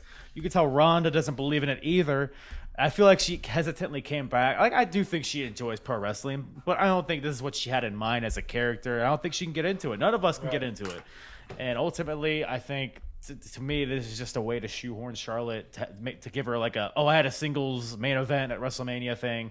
I think Charlotte's going to win, and I think Ronda's just going to leave after this, personally. Really? Supposedly her contract's like a year. She signed like a year contract. Oh no, she's or more. Yeah. She ain't going nowhere. And my thing is too, like you said, she left, and I think all the shit that she did afterwards was so she could come back as a heel. Like I agree. I agree. I think it was her fucking working people and trying to get a interest for her to come back and get her ass kicked. You know who? And of course, WWE fucking overthinks everything and makes her fucking babyface when she comes back. You know who I blame for this whole entire debacle? Bailey having to go get hurt. Oh. Yep. Yeah. Yeah. You, I thought you were saying Vince. You and, think about it. you know. If Bailey's not hurt, it's Bailey versus Bianca or Charlotte or Sasha versus Bianca at SummerSlam. Becky gets to come back when she wants as a baby face. She gets to get back in Charlotte's face and close that chapter. Ronda, you want to come back? Okay, who's the hottest baby face we can put Ronda against? Oh, I don't know. Who's the girl that her shoulder was up at WrestleMania, didn't really pin her, and Ronda can come out there and get on the mic and go, hey, the whole man is a fraud. You didn't pin me. So let's go back. Let's run this back right now. But no. That's literally what happened is Bailey got hurt, and they had to speed up the timeline on everything, including bringing Ronda back. Like I don't think that they want her to come back at Rumble. Because as much as people want to piss on the match, and I said it's probably one of the best women's matches of the last year, which was Charlotte versus Becky at Survivor Series. At that moment, everybody's cheering Becky, and she's a heel. Yeah. It's the perfect opportunity. Flip the coin, turn her babyface. If you know you're going to get Ronda, turn her babyface, let her come back into the light. Ronda comes out the Royal Rumble. I'm picking Becky. It's so simple. I do think they had to tie the loop on the story of Becky and Bianca. Oh, I agree. But they could have done that within a month, but they didn't want to do it. So Also, I miss Bailey. So I miss her wholeheartedly, and I want to see her. And I want to see her at WrestleMania, not the Friday after or the Monday after. I want to see her at WrestleMania. Right. So, all right, let's get to night number 2. So that would be the main event for night 1. Everybody goes home pissed, either person winning. So let's come back and have a better night number 2. First match on the opening of night number 2, I would make it the triple threat tag match for the Raw Tag Team Championships. This is going to be the best tag team match of the weekend, in my opinion. We got the Street Profits versus the Alpha Academy versus the defending Raw Tag Team Championships, RK Bro. Queen Nikki, we're back to you. Hot, cold, or warm for this triple threat tag match? Okay, before I do this, it is not the best tag match of the entire weekend because that's going to be the Good Brothers versus the Briscoes tomorrow night. At WrestleMania. What are we talking about here? Best WWE match. Okay. We need to clarify. Okay. Anyway. I'm lukewarm. Only because they're either going to give it to the Street Profits, which I'm okay with that. I like the Street Profits. Or they're going to keep RK Bro on the belts, which, okay, cool. I just worry if they give it to Street Profits or Alpha Academy, either one, that they're going to try to break up RK Bro, which is one of the main reasons the tag division is hot, as good as it is. So I'm worried about that, just because it's Vince. Mm-hmm. So I want RK Bro to win. I wouldn't mind the Street Profits winning, but then I have a bad feeling about RK Bro if they do win. I don't think Alpha Academy will win. Okay. Real quick, Supersonic said, I'm hot on this one. I think RK Bro will retain. RN, hot, cold, or warm? I'm hot on this one as well, but I want the Street Profits one, but I think RK Bro is. I think they're going to keep fucking teasing us with the breakup. And I'm not mad at it. And like Nikki said, like they revitalized this whole tag team division that we were all shitting on and saying was non-existent, and they single-handedly brought it back to life. Yes. So, I mean, I want the Street Profits to win it. I want them to get their long title reign because I feel like they're grossly underrated and underused. But I do feel good that they're always around, even if they're not wrestling. Like Vince finds something for them. So that makes me feel at least somewhat better about their position, is because they are never not on TV, whether they are wrestling or not. So that's a good thing for me. But I want them to get a long run. I want them to be viable tag team champions, because I think both their reigns were cut short. But I love RK Bro. Like, I mean, Matt Riddle is one of my favorite wrestlers ever. He's probably my favorite independent wrestler ever. I've seen him in Evolve. I don't even know how many fucking times that trip to Maryland sucks on Saturday afternoons. But yeah, but it's I don't know, just something about him. Like, I was not into it at first. I mean, Ben will tell you, like, I kind of shit on it, but like, they grew on me, man. Like, it just makes so it just much works. sense. It just works. It just works. Yes. It does. And then you can tell too that Randy's into it, which makes everything. Oh, he's that much loving better. it. Yeah. He's loving exactly. it. Yes. Because when a guy like that, when a top star like that, like takes a guy under his wing, you know what I'm saying? Like, you can just feel that there's something there, and that Randy wouldn't be doing it. This wouldn't be happening and keep going on if Randy wasn't okay with it and signing off on it. And that's why I think they're going to keep slow grinding, because I do think Randy enjoys it. I think he enjoys not having to wrestle as much. I think he enjoys having a younger dude, be the fucking workhorse and get his ass kicked mostly. And all Randy has to come in and do a couple punches and then do an RKO and get the fuck out of there. And they're the champs. So like, I think they're going to keep the belts on them. And I think they're going to keep just throwing little teases at us until I don't think it's going to happen until another, maybe SummerSlam, something like that. I think they're going to keep them together. So RK Bro retains. Kyle, hot, cold, or warm?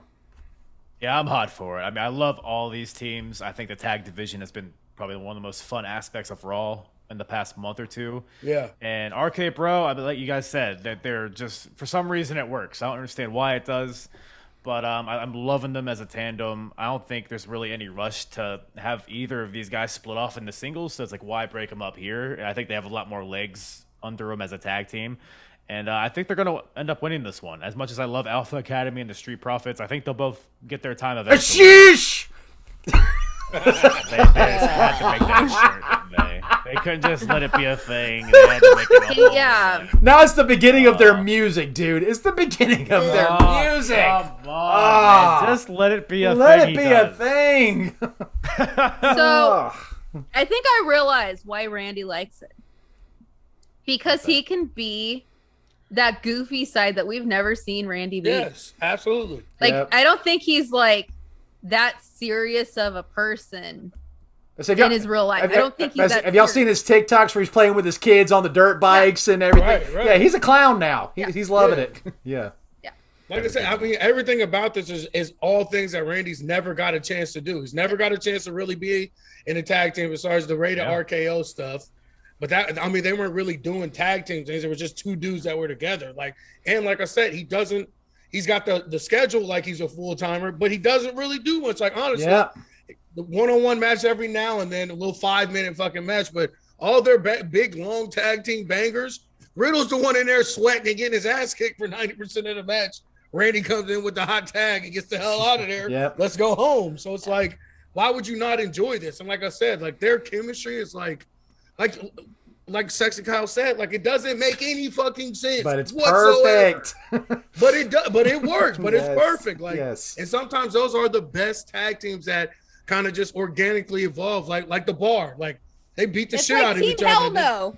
Team Hell No. Like I said, like Rock and Sock Connection. Rock and Sock Connection. Like ones that they just threw them together to give these guys something to do, and then it actually turns into something. That's why I don't think they're gonna break them up anytime soon. I agree. I am hot for this match. Cole 2K stole my thunder. I'm hot. I think RK Bro retains. But in this match, I agree with him. Street Profits turn full heel. I agree. This is the moment. They're going to cut corners and do everything they possibly can under the radar to win this match. Bro, it doesn't. I know it doesn't matter. They're like Becky, no one's ever gonna fucking be mad at them and not. Because everyone forgets they started out as heels. Yeah, they did. Running people over in the parking lot, beating people up in the crowd, throwing drinks in people's faces, and that's what got them over. The crowd still fucking cheered for them. I agree. It's like Seth Rollins. You can't. Yeah. I agree. I agree. But what I'm saying is they're going to do what they have to do. They're going to try. I don't think Street Profits take the pin. I think Chad Gable takes the pin. Oh, yeah. And the reason in setting up that, then I think it is Street Profits RK Bro full on going into Backlash. And then if I'm booking this, Street Profits target Riddle and they take him out. I mean, they take him out for like 2 weeks, and Randy's all by himself, and Randy has to fend for his little brother, and just so funny. That's what every time I watch them, it's like, yeah, what's the organization? Is it Big Brother where they send you a foster kid and you take care of him and you like look after him and teach him things? A mentor. Yeah, the mentor thing. That's every time I see Randy and Riddle, that's what I think. This is Randy's project. Have fun with him. Help him get out on the. But no, Foreign exchange student. Yeah. Oh, it's just so good. It's just so good. I love everything they've done has just been so golden. It's must see Monday Night Raw. It's the must see moments when Riddle and Randy are together. I can't believe how well their entrance themes meshed into what they have now. It's so cool, but it works so well. So I agree. I think RK Bro retains. I think Street Profits don't get pins, and they're going to turn full heel. And the only way to get true heat and get hate is to take out Riddle and then mess with Randy until Backlash, and only then do do we see the flip, and the Street Profits probably will win the titles at Backlash, is what I think is going to happen. All right. Or Money in the Bank. Or Money in the Bank. The next stadium event is Money in the Bank. In July, you're right, 100%. Moving into what I think will be the second match of the night. We had a pretty good tag match, but now let's light it up and have a banger of a singles match. Pat McAfee versus Austin Theory at WrestleMania. This match, I'm so excited to talk about this, but Apron, we're going to start with you. Hot, cold, or warm? I'm kind of hot for it. I don't know why I shouldn't be, but it'll be like Pat McAfee. Anything Pat McAfee's involved with, and I'm all for.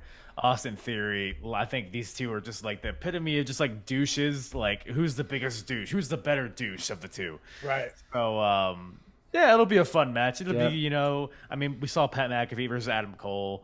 Not saying that Austin Theory is Adam Cole, but like he's very good in his own right too. So I think this will be a sleeper banger. This is my dark horse, yeah. Yeah. Mm-hmm. This is my dark horse of the weekend, and like Kyle said, that's why I'm hot for it. And by the way, guys, if you see on the stream, Pat McAfee did the Batista pose. it is absolutely hilarious. Those of you seeing it, watch it. It is so funny. The watch the pose he's doing for the video. I agree. Austin Theory, I don't like him inside or outside the ring, and that's for multiple reasons. But he's a great heel.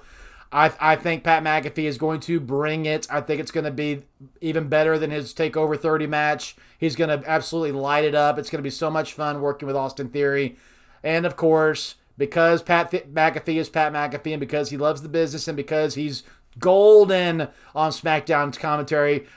You talk about two guys that you didn't think it would work, but now you can't see them without each other. Just like RK Bro, McAfee and Michael Cole are so fun. I love it.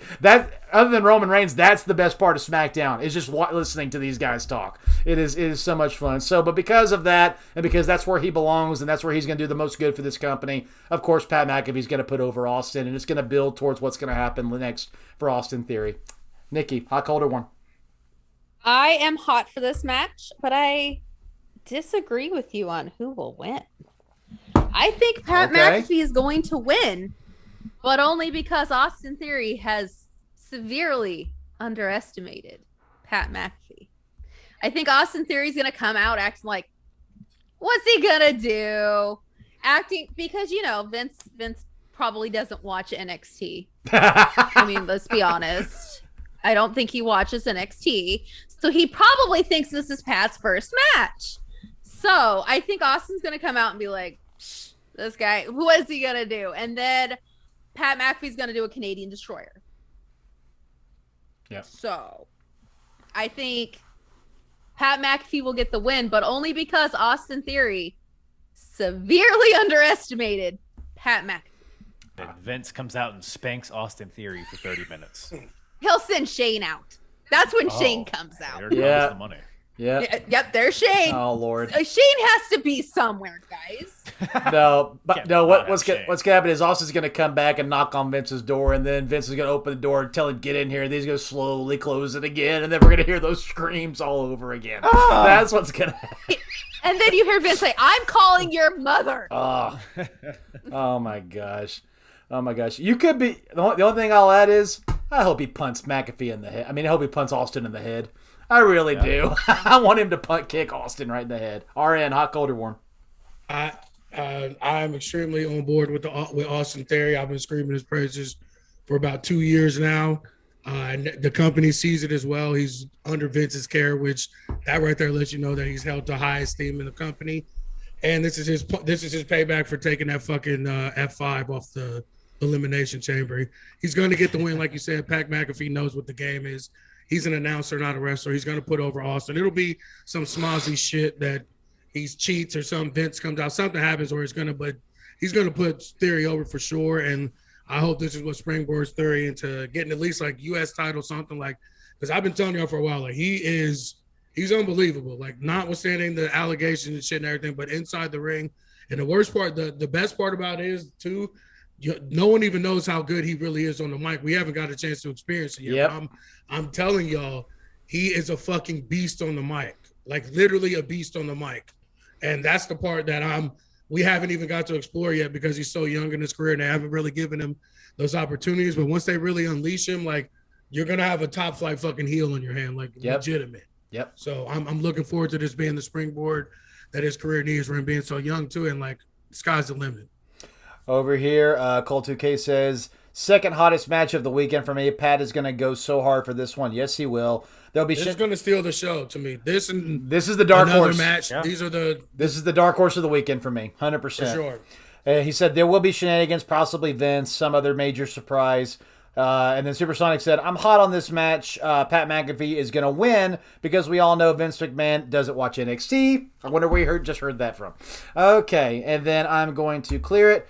Next match on the cards. After we had a pretty good tag match and a pretty good singles match, we got to bring the crowd down for a second. Let everybody go to the restroom. So let's do a fatal 4-way women's tag match for the Who Gives a Care Women's Tag Team Championships.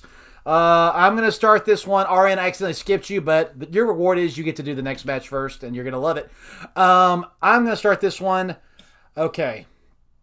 I'm warm for this match only because I love half the women involved in it. That's the only reason why I'm warm for it. Otherwise, I'd be freaking cold. If this had been a 2-on-2 match, I'd probably be cold for it. But it's for... I'm giving hope to Rhea and Liv. It seems like it's clicking and it could work. I'm giving hope to it. Maybe. I'll probably be disappointed because Nikki Cross and Rhea sure as heck didn't work. But hopefully Liv for Brutality could work. Now, I don't like either of them personally, but only because they've been so badly used for so long.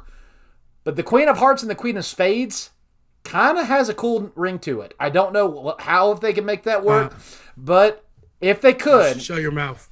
Shut your mouth. Shut your mouth. Give Natty all the titles. I know you hate Natty. I'm just saying... Don't.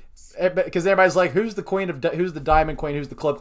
That's where I'm like, shut up. I don't want a faction. They could have had that, but then they to... let go of Jessamine Duke. I know. And the other one. And Marina Shafir. I know. Yeah, that one. So like I said, but I don't know. I hate Carmella and Zelina. They don't work. They haven't won a match since they became champions, and they barely won that one. Not only have they not won a match together, they haven't either won a singles match since they've become tag team champions. So why are they champions? This is absolutely stupid. So therefore, the only tag team I'm giving any credence to is the reuniting Team Bad, which is Sasha and Naomi, and they better win this match. And so that's why I'm going to go with Team Bad will pull out the win here some way, somehow. If they don't pull out the win, which I don't know why they wouldn't, but if they don't pull out the win, it'll be Liv and Rhea because they're not going to put it on Shayna and Natalya. They're not. I just don't feel that. So I'm warm for it, only for the half the women involved, and I think Team Bad wins. Nikki, hot, cold, or warm? I'm cold because these belts mean nothing. Literally. They mean literally nothing, and I'll stand on this until the day I die. The Iconics could have had a longer reign and made those belts mean something. They had no tag teams ready for them. They had no teams ready for them. No. And the only reason they made these belts is because everybody pressured them to, and then they didn't want to book them. Yep. So, I despise Natty. Shane is cool. I despise Natty. You and RN are going to be best friends. If she won, would her face move? No, never. No, it wouldn't. So no, they're not going to win. They're not going to win. So then, that just leaves it to Sasha and Naomi or Liv and Rhea because Carmella and Zelina, they're on the verge of breaking up. They're costing each other matches. Yep. They beat the shit out of each other on Raw. I feel like, exactly. Like they're not going to win. They're not winning. They're done. So I think they're going to give it to Sasha and Naomi. I think. But I wouldn't be mad if it's Liv and Rhea because I've seen a lot of people here dressed as Liv and Rhea. Yeah. They're over. So they are over. They're over. Yeah. My only thing is I don't think they would give it to Sasha and Naomi if Charlotte retains. Because Charlotte needs opponents. Yep. And that would be Sasha Banks and Naomi. Yep. Good point. RN, hot, cold, or warm? I know your answer, but go ahead. I could care less, honestly. But I think that Sasha and Naomi is probably going to win just because it's Sasha's star power. Yep. But it should be Rhea and Liv. Like, they look like a tag team. They function well as a tag team. Like, I don't like either one of them individually, but like, I get them as a tag team. Like, it makes sense. Their shit, all their shit just kind of lines up and goes together. So like, it does work. Yeah. I love real tag teams. Even though they were thrown together, like, they dress alike. They never stop crying and bullshitting. Like everything about them like just works and fits together. I hate Natty with a passion. I love Shayna. She's my favorite woman wrestler maybe ever. So that pairing literally makes me want to throw up in my mouth every time I see them together. So I hope they don't win just so I don't have to cheer for Natty. I understand wholeheartedly. Real quick, Apron, over here in the chat. Supersonic. Sorry. And by the way, man, yeah, thanks so much for the bids, man. I appreciate it. And Kyle from Spectral said, this match is only about Sasha getting her first win at WrestleMania. Truth. Cole 2K said, I'll take this discussion off and use the restroom just like I will during the match on Sunday because I'm ice cold. I love you, man. That's a good one. And Supersonic said, I'm warm for this going with Sasha and Naomi because I get the feeling Queen Zelina has got a trick up her sleeve that means Raquel Gonzalez is going to get called up. We'll talk about that in a second, but that is an interesting point. Apron, hot, cold, or warm?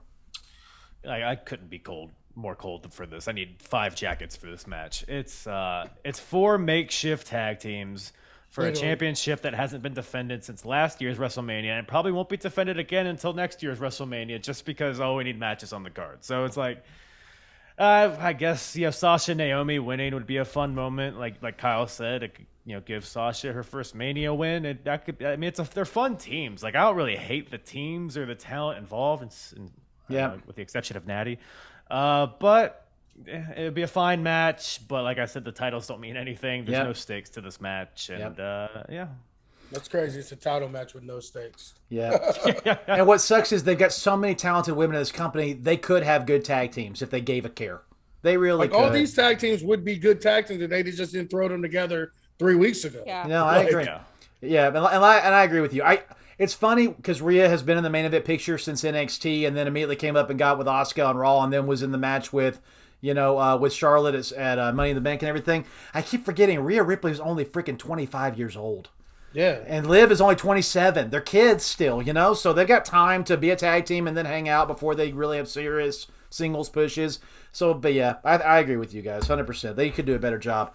So, RN, like I said, because I accidentally skipped you, now you get to start this one.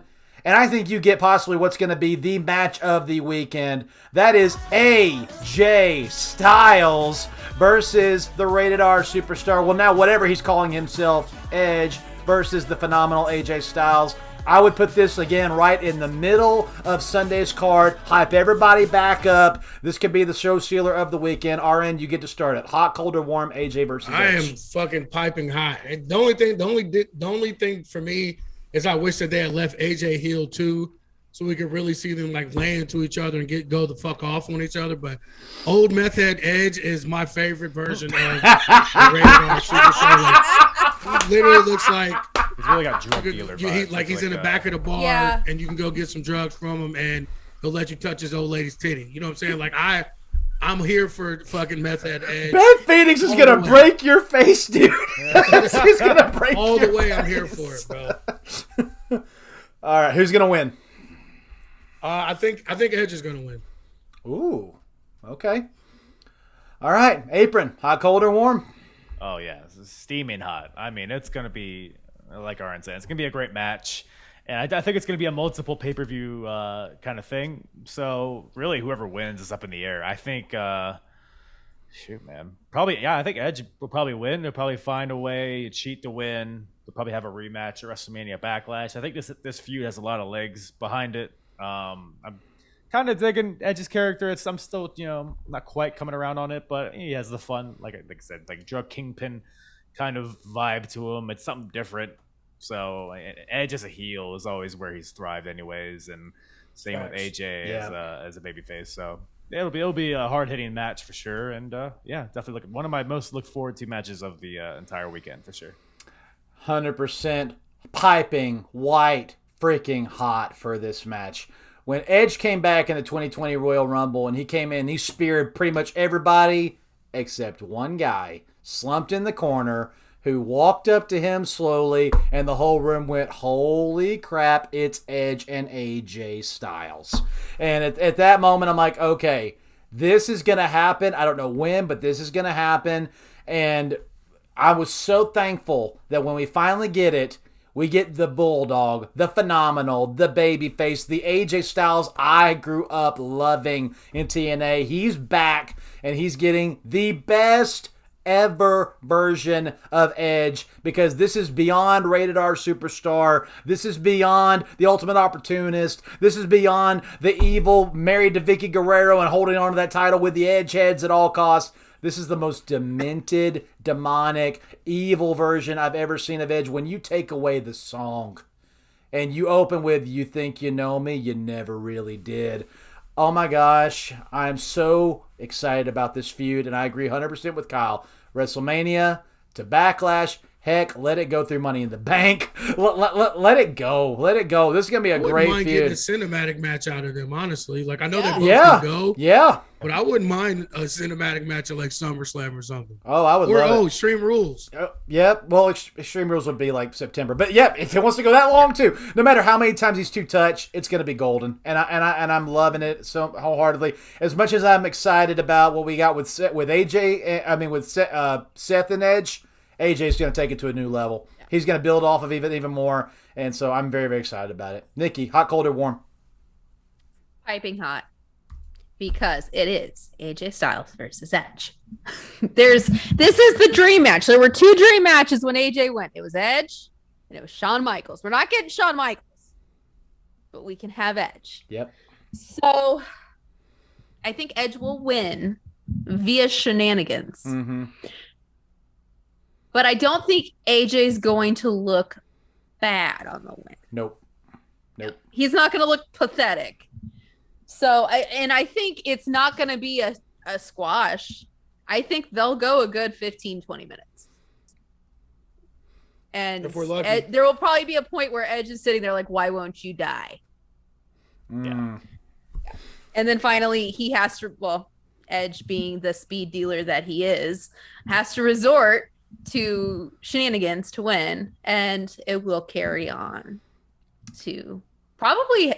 if you want to go this far, Hell in a Cell, have it in there. Hell in a Cell is in June this year. Well, there you go. Let it end all the way in Hell in a Cell. Yep. Over here, Kyle said, I'm nervous. The last time we had a match at Mania that was supposed to be a home run, it was AJ versus Nakamura. This is a little different. But I see your point. And then Colter K said, hottest match of the entire weekend. Doesn't matter who wins. I think Edge gets the first win of this series. I held back. I think AJ wins via DQ. I agree with Nikki. I think Edge is gonna be like, why won't you die? And AJ's gonna say, you wanted the Bulldog. And I think it's gonna come to the point where Edge is gonna reach for that chair or reach for something, and he's like, if I have to do this, I have to do this. So I don't see a clean win here. I don't see a clean win. So either Edge wins via the rope or wins via the tights or something, but it ain't going to be clean. There's going to be it's either going to be a DQ or a shenanigan win. I 100% agree. I could see single concerto. Yep. Maybe. But no, I agree. So, okay, let's think about that. So, May would be Backlash in the beginning of May, and then Hell in a Cell would be June. That's perfect. 3 matches go to Hell in a Cell. That's perfect. Yeah. And has AJ ever been in a Hell in a Cell? I don't think he has. I don't think he has. And that actually sets up 2 kids. Then AJ could be in Money in the Bank in July. Mm-hmm. I would love it. All right. So we come off the big middle of the card hype moment into another one-on-one match that I'm intrigued, but I don't know what you guys feel about it. And that is Bobby Lashley versus Omos. One-on-one in the ring.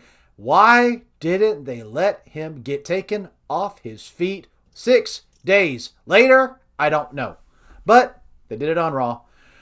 Oh my gosh. Nikki, we're back to you. Hot, cold, or warm? Ice cold. What's colder than cold? Is there frostbitten? Frostbite. Frostbitten. I've got frostbite. I'm losing limbs because this match is so cold. Sub-Zero. Almost. I don't think I've heard him say 5 words ever. Like ever.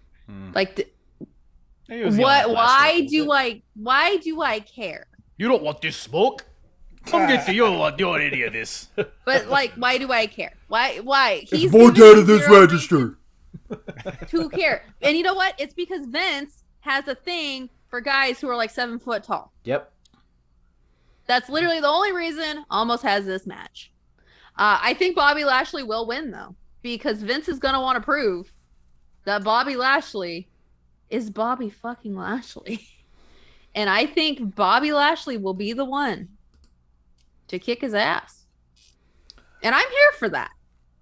RN, before you go, Kyle said, Bobby about to get squashed bad. RN, hot, cold, or warm? Cold as shit, because I think Bobby is going to get squashed. I don't think he's 100% healthy. I think they just brought this up to kind of get Omos over. I think it'll be pretty damn quick. Because, I mean, didn't they say he was supposed to be out like 4 to 6 months when he got injured? That was we're at like 3 or 4 months right now. So concussion, and like not even 4 to 6 weeks concussion protocol. So it's been 4 weeks. Not kayfabe, real life.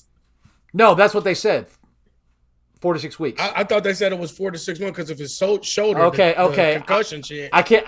Okay, go ahead. The concussion. Yeah, the concussion stuff was kayfabe, but supposedly he did something to his shoulder on one of them suplexes from Brock, and I thought he was supposed to be out 4 to 6 months or something like that. Okay. So, and like I said, he didn't even look like he was prepared for a match on Raw. Like he didn't have, like his gear didn't look right. It looked like he just like threw some shit on and like went out there. So, I don't know. I don't think this is going to be a long match. We'll see, but I think Omos is going to win.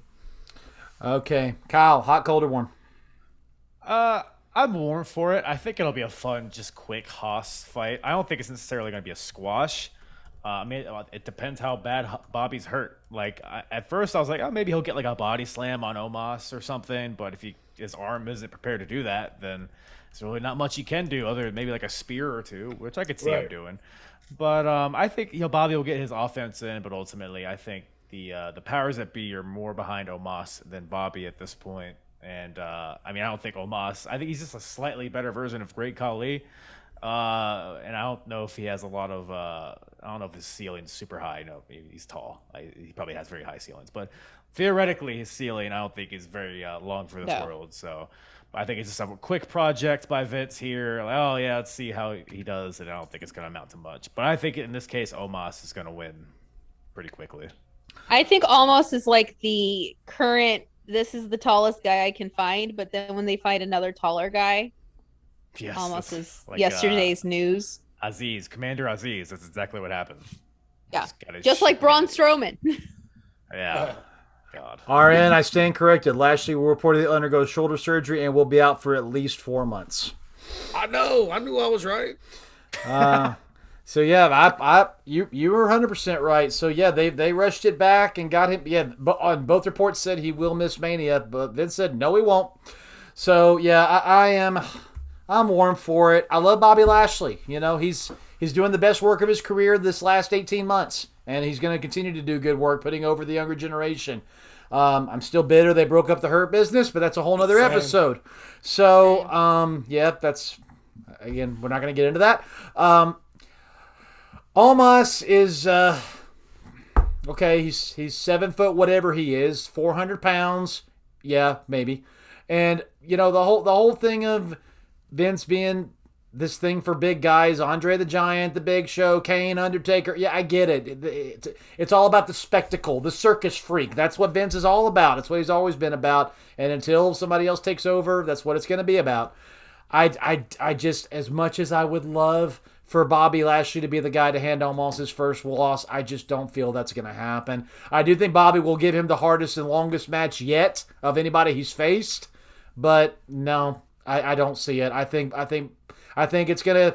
I think Bobby's gonna go for the hurt lock. He's not gonna be able to lock it in. Omos is gonna flip him over, grab his head, and do the whatever that bomb is thing he does, and he'll get the win.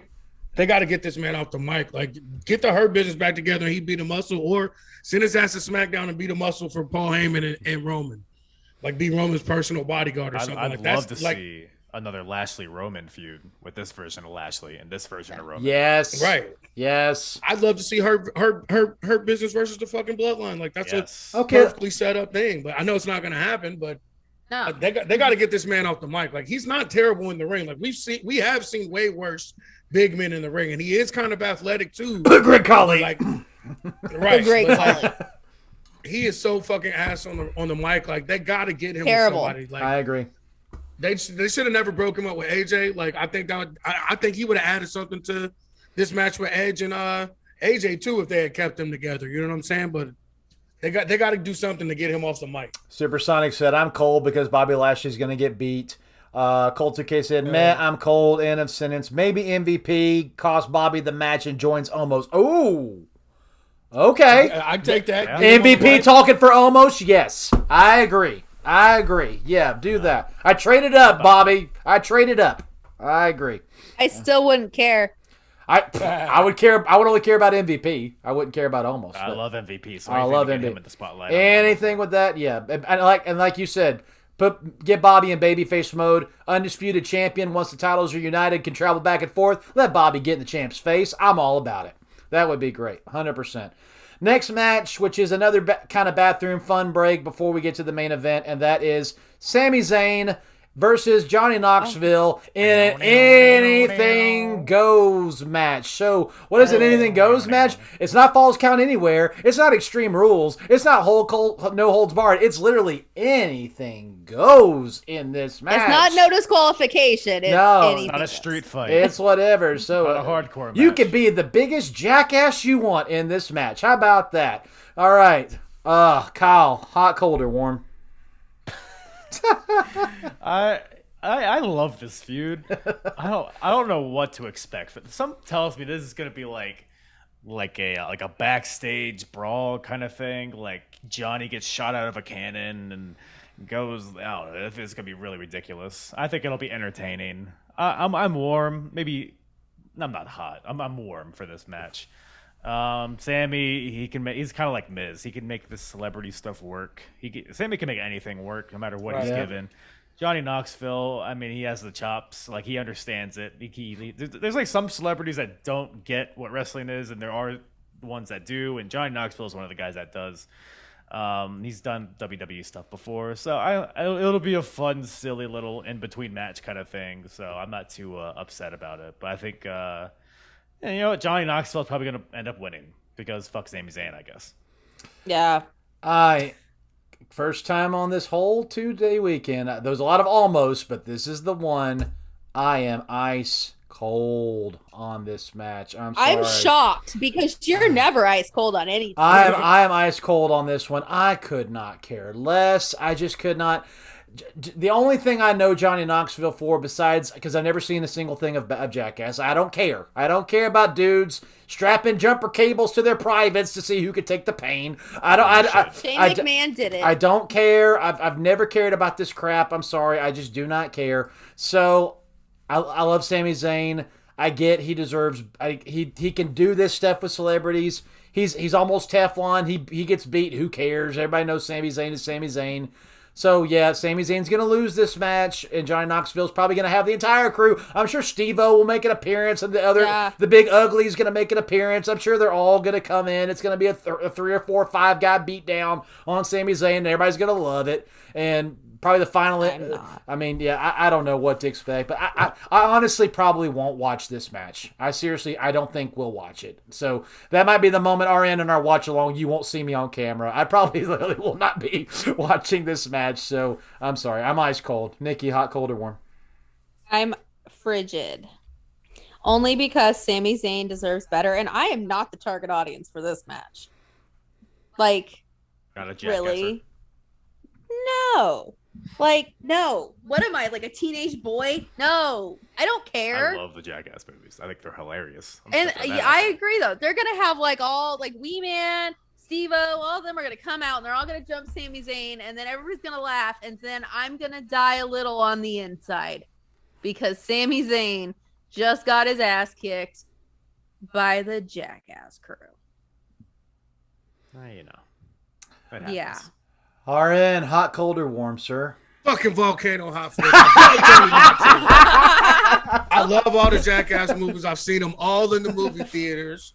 Again, I'm not the target audience. They are extremely homoerotic, and yes, I am not into the dick and balls so much either. But that shit is dope. I love it. I love all of them. I don't want him to win, and it's so fucking hypocritical of all you fuckers that are shitting on this match. But again, you're okay with these old bums coming back and beating these same guys. It's super hypocritical. Welcome to wrestling and wrestling fans. But with that being said, yes, Sami is going to lose. He shouldn't lose, but he is. And at least it's to a celebrity, like Kyle said, that does get it, and it is taking it serious. It's hard to take Johnny Knoxville serious, but he is taking the wrestling business serious, as you saw in his performance at the Royal Rumble. So it'll be a decent match. It'll have some fun. And like I said, it just brings back my child. Like, I fucking love Johnny Knoxville. I went as party boy a couple times on Halloween, too. Imagine the bumps he's going to take. I mean, this guy. He's going to get fucking murdered. Gooch. Right. So. All right. And that leads us to what will be, should be, and deserves to be the main event of WrestleMania. Brock Lesnar, the WWE Champion, versus the Tribal Chief, the head of the table, the Samoan Dynasty, the Needle Mover, the Mr. Whatever you want to call him. He's earned all the titles. I'm going to call him the guy who carries WWE on his freaking back. Roman Reigns, the Universal Champion, in a title unification, winner take all. At the end of this match, we will finally have one champion in the WWE. We'll see. For now. Unless, I really hope they unveil a new title. I really do. I don't want to see two belts ever again. I don't want to see two belts ever again. I want one title. But that being said, I'm going to start this one. Yeah, if you're not hot for this match, then all right, whatever. I get it. It's Roman and Brock. It's the third time they fought at WrestleMania, not counting all the times they've fought outside of WrestleMania. But it's never been this Brock, and it's never been this Roman. So that because of that, that's why I'm hot for this match. This is the best Roman Reigns we've ever had. This is the best Brock Lesnar we've ever had. And they fight each other, title versus title, in the main event at WrestleMania, as it should be. I agreed with everybody who said Brock didn't need the Rumble win. No, he didn't. He could have wrecked the chamber and gotten back that way. But it is what it is.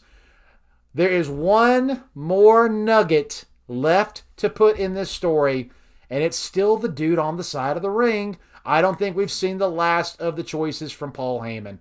And I don't know what that is. This could be the time to pull the switch and start turning Roman to where everybody starts cheering him. They're already cheering him. The ones are already going up everywhere.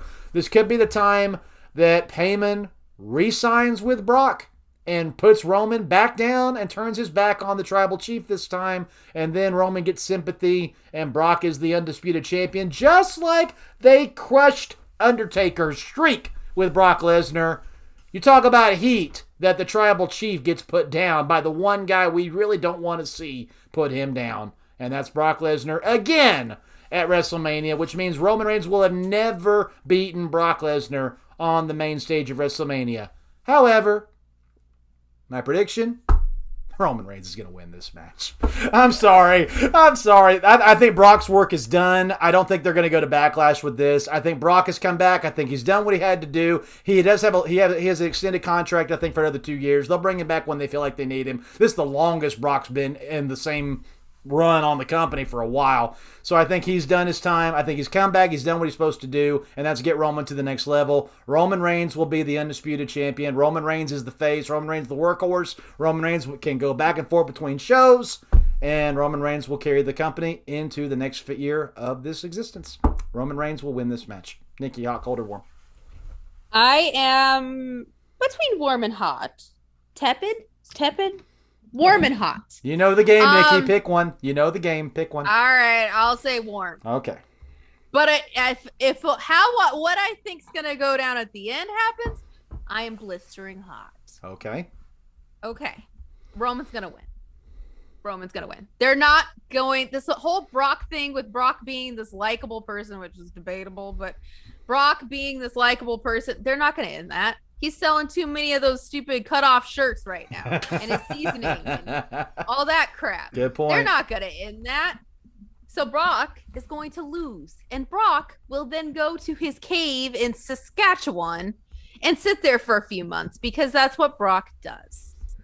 So, and Brock's happy with that life. So, you know what? Good for Brock. Go be happy. Roman will win. And I think Heyman will stay out of it.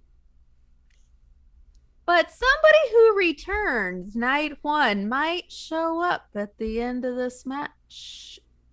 Cody Rhodes. And also, I didn't make this point. There is something for Seth and Cody Rhodes. Because Seth's out here talking a lot of crap the past few days. He has been. And then Becky had to make the safe say they weren't chanting Cody, they were chanting Kobe. Nice try, Bex. Nice try. Nice try. Okay, boo earns. Okay. Seth's gonna lose, obviously. But Cody came back. Cody's gonna be in this company.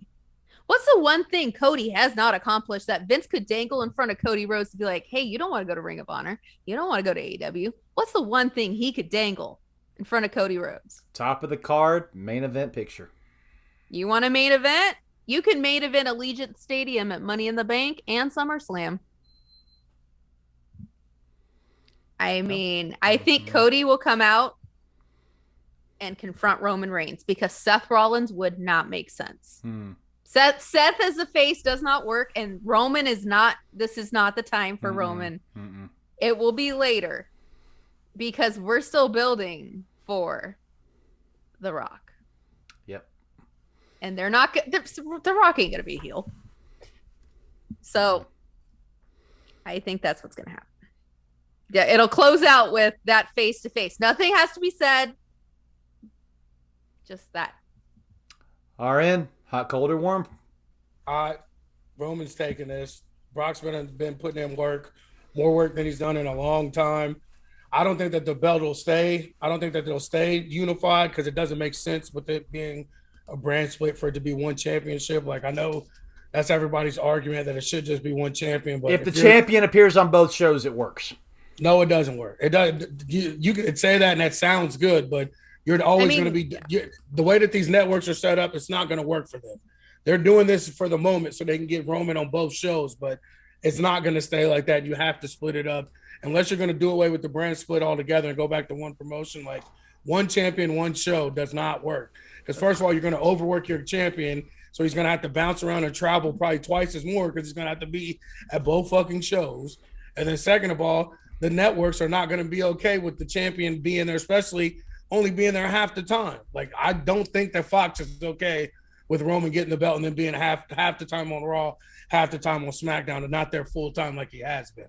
That's why I don't think this will last long. I think this is just a kind of something they fell into and they got to ride it out now to get the belt off Brock because he's probably going to go away for a little bit. So, but Roman's going to win. I don't know who he's going to drop it to or if he might just vacate it or whatever. Who knows? But I don't think this is going to be a long-term thing. But Roman Reigns is going to win for sure.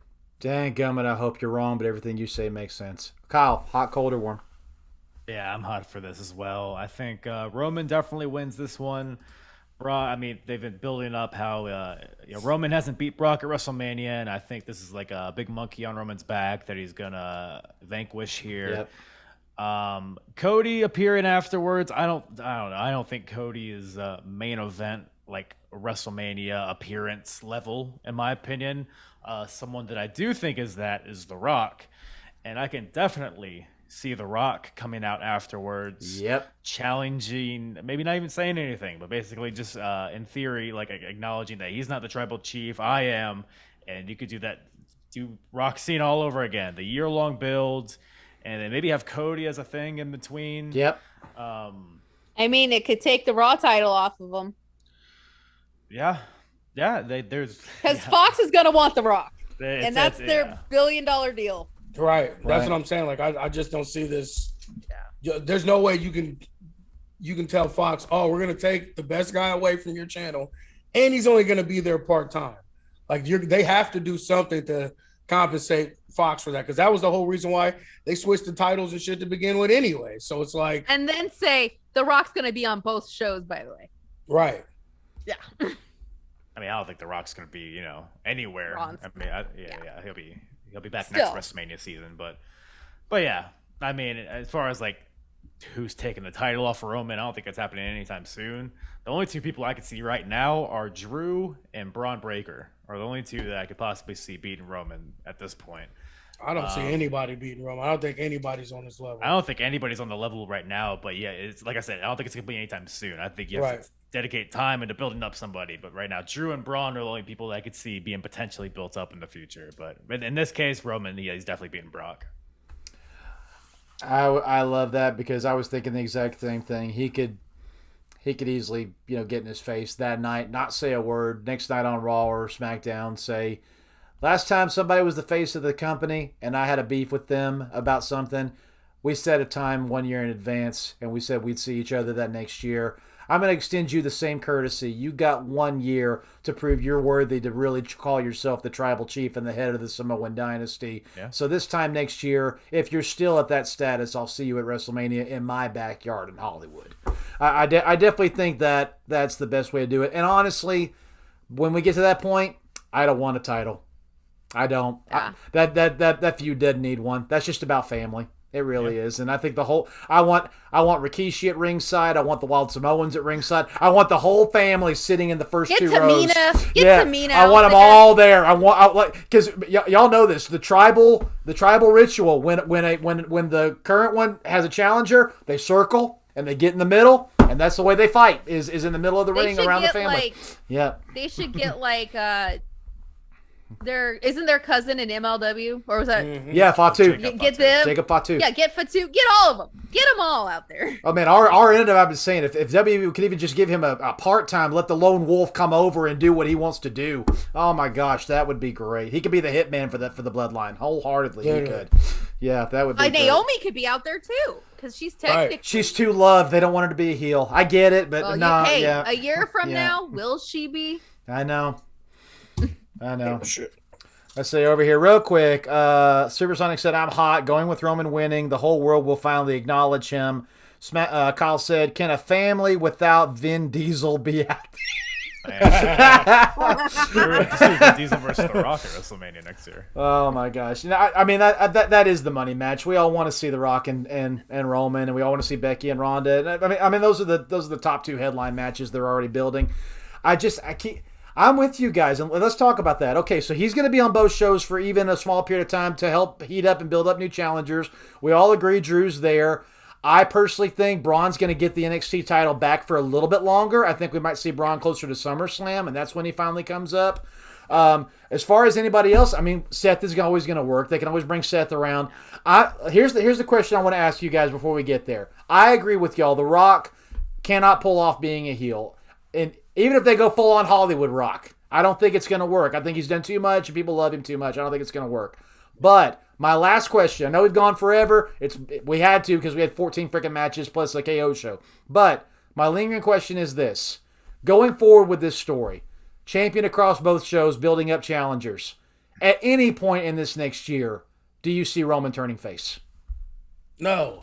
There's no reason for him to. Like they've got more babyface privileges and merch sold and fan fucking interest with him as a heel than they ever did in the 10 years they were trying to shove him down our throats as a fucking babyface. So like, no, I don't think there's any way, especially if you're going against The Rock, there's no way in hell The Rock's going to be a heel in any way, shape, or form. Roman has to be the heel.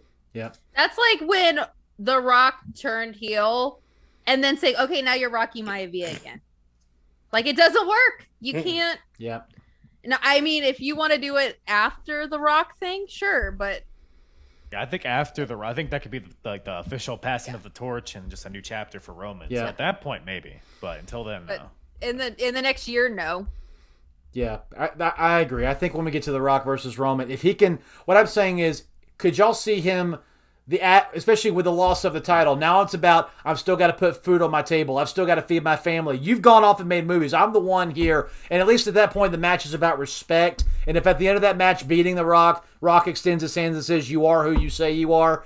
At that point, I think, okay, it's an easy turn at that point. So, Sure. But that's what I see. But no, I agree with you guys. You all just know the reason they're doing this is because the most dastardly heels make the most beloved baby faces. So... And the way he was selling merch today, he does not need to be a baby face. That's a good point. Yeah. The way there were people crowding around his little area over there. So I didn't buy my first Roman Reigns shirt until he turned heel. Yeah. He does not need to. There's no need. He could probably be like The Rock, though, where it just grows into, he's just kind of beloved, even though he's kind of a jerk. Yeah. I think that's kind of maybe where they'll go with it. Not where he's going to be full on babyface, but maybe like he'll just keep doing asshole things and then people still love him. Right. Yeah. It's like Austin. Austin was never a good guy. Yep. But when he's beloved. And when he did turn heel, oh, did we hate it. Oh, did we hate it. It was so bad. The two-man power trip. If Triple H hadn't got hurt, like that could have went on for a year. That could have been good. I agree. That could have been real good. I agree. All right, guys. Well, once again, like I said, coming up this weekend, WrestleMania, the most stupendous two-night WrestleMania in history, Saturday, April 2nd, Sunday, April 3rd in Dallas at AT&T Stadium, 8 p.m. Eastern Standard Time on both nights, 5 p.m. Pacific Time. So on the Peacock Network. So make sure you're watching. We're actually going to be hosting a watch along on Saturday and Sunday night. So hop in the chat, join with us as me, RN, Kyle, Will, and maybe a few other guest people will bring in to watch WrestleMania with us that night. That should be a lot of fun. But before we do that, I got to give a chance for these guys to put themselves over. So Miss Queen Nikki, put yourself over. What do the Queens of the Ring podcast have coming up? And please tell us, have a safe trip back from WrestleMania. But where can we find you on social media? You can find me on Twitter, which is probably the best place to find me. It is at Nikki NIKKI _0422 or QOTR podcast. Our next episode is going to be everything that happened this trip. So it's going to be the debriefing of the Wild Weekend. So who knows? Tomorrow's the wildest day of the Wild Weekend. So who knows what could happen? All right. RN, put yourself over, man. Where can we find you on social media? Tell us about Route 4 Kennels, Meme, Jelly Bean, everything you got going on, man. Hit me up on Twitter, Mr.8984. I want the smoke. Follow us on Facebook and on Instagram, Route 4 Kennel. We got everything you need. We got Frenchies, Bullies, French Mastiffs, Toy Poodles. Shit, I'm working on getting a monkey as well. Like, I'm not even joking. And then absolutely hit us up. Follow us on YouTube, Mean Jelly Bean Productions. Like, we make some crazy ass music videos. They're fucking hilarious. Give us a like, comment, and share. And Find It Films. Look us up on Facebook as well. We record your special days from birthdays, bar mitzvahs, sweet 16s, weddings, engagement parties. You name it, we'll be there to record it. Kyle, put yourself over. Put over the Apron Bump podcast. Where can we find you on social media? What do you got dropping soon? Sure. The Apron Bump podcast is a retro wrestling podcast I'm the host of. You can find it on wherever you listen to podcasts and on YouTube as well. Apronbump.com for all my full episodes. All my social media is there at apronbump.com or at apronbump on Twitter. Probably the best place to contact me. I've had Bama Dave, I've had RN, Nikki. I'll have you on one day. But my latest episode was actually with a Smacked Raw member, Botch Spots and Chair Shots. Mr. Will Gray, had him on my latest episode covering King of the Ring 2002. So cover lots of different promotions, big and small, across 4 different decades. So go check out the Apron Bump, or don't. I guess it's your choice. Or don't. I don't care. Yeah, I'm not gonna tell you what to do. that was can't force you to do anything. Oh my gosh, that reminds me of a Greek commercial. I'll tell you about it off air. You can find me at You can find me at Bammer Slammer. You can find our podcast at Smackdraw Pod. Like I said, we're on all podcast platforms. Find us there. Again, if you watch us live on Twitch, thank you, chat. Everybody that hung out with us tonight. Twitch.tv/SmackDraw, YouTube.com/SmackDraw Podcast. Make sure you go like, comment, subscribe, click that bell so every time we drop new videos, you'll get notified immediately. Thank you guys again so much for watching. This has been Wrestlemania 38. Check your temperature. Until the next time we drop the hammer, we'll see you next time here on the Bammer Slammer. Have a good weekend. Enjoy WrestleMania. We'll see you soon. Bye, everybody. See y'all Saturday. Bye. Awesome. Bye. There's room for everything in pro wrestling. When's the last time we were truly worked? Dana Brooke should be champion right now. How dare you, sir? It's whatever at this point. Goldberg's in the Hall of Fame. That made it irrelevant at that point. You know, are we wrestling nerds or not? No, we're not. We're cool guys. And that's the bottom line because Bama Dave said so.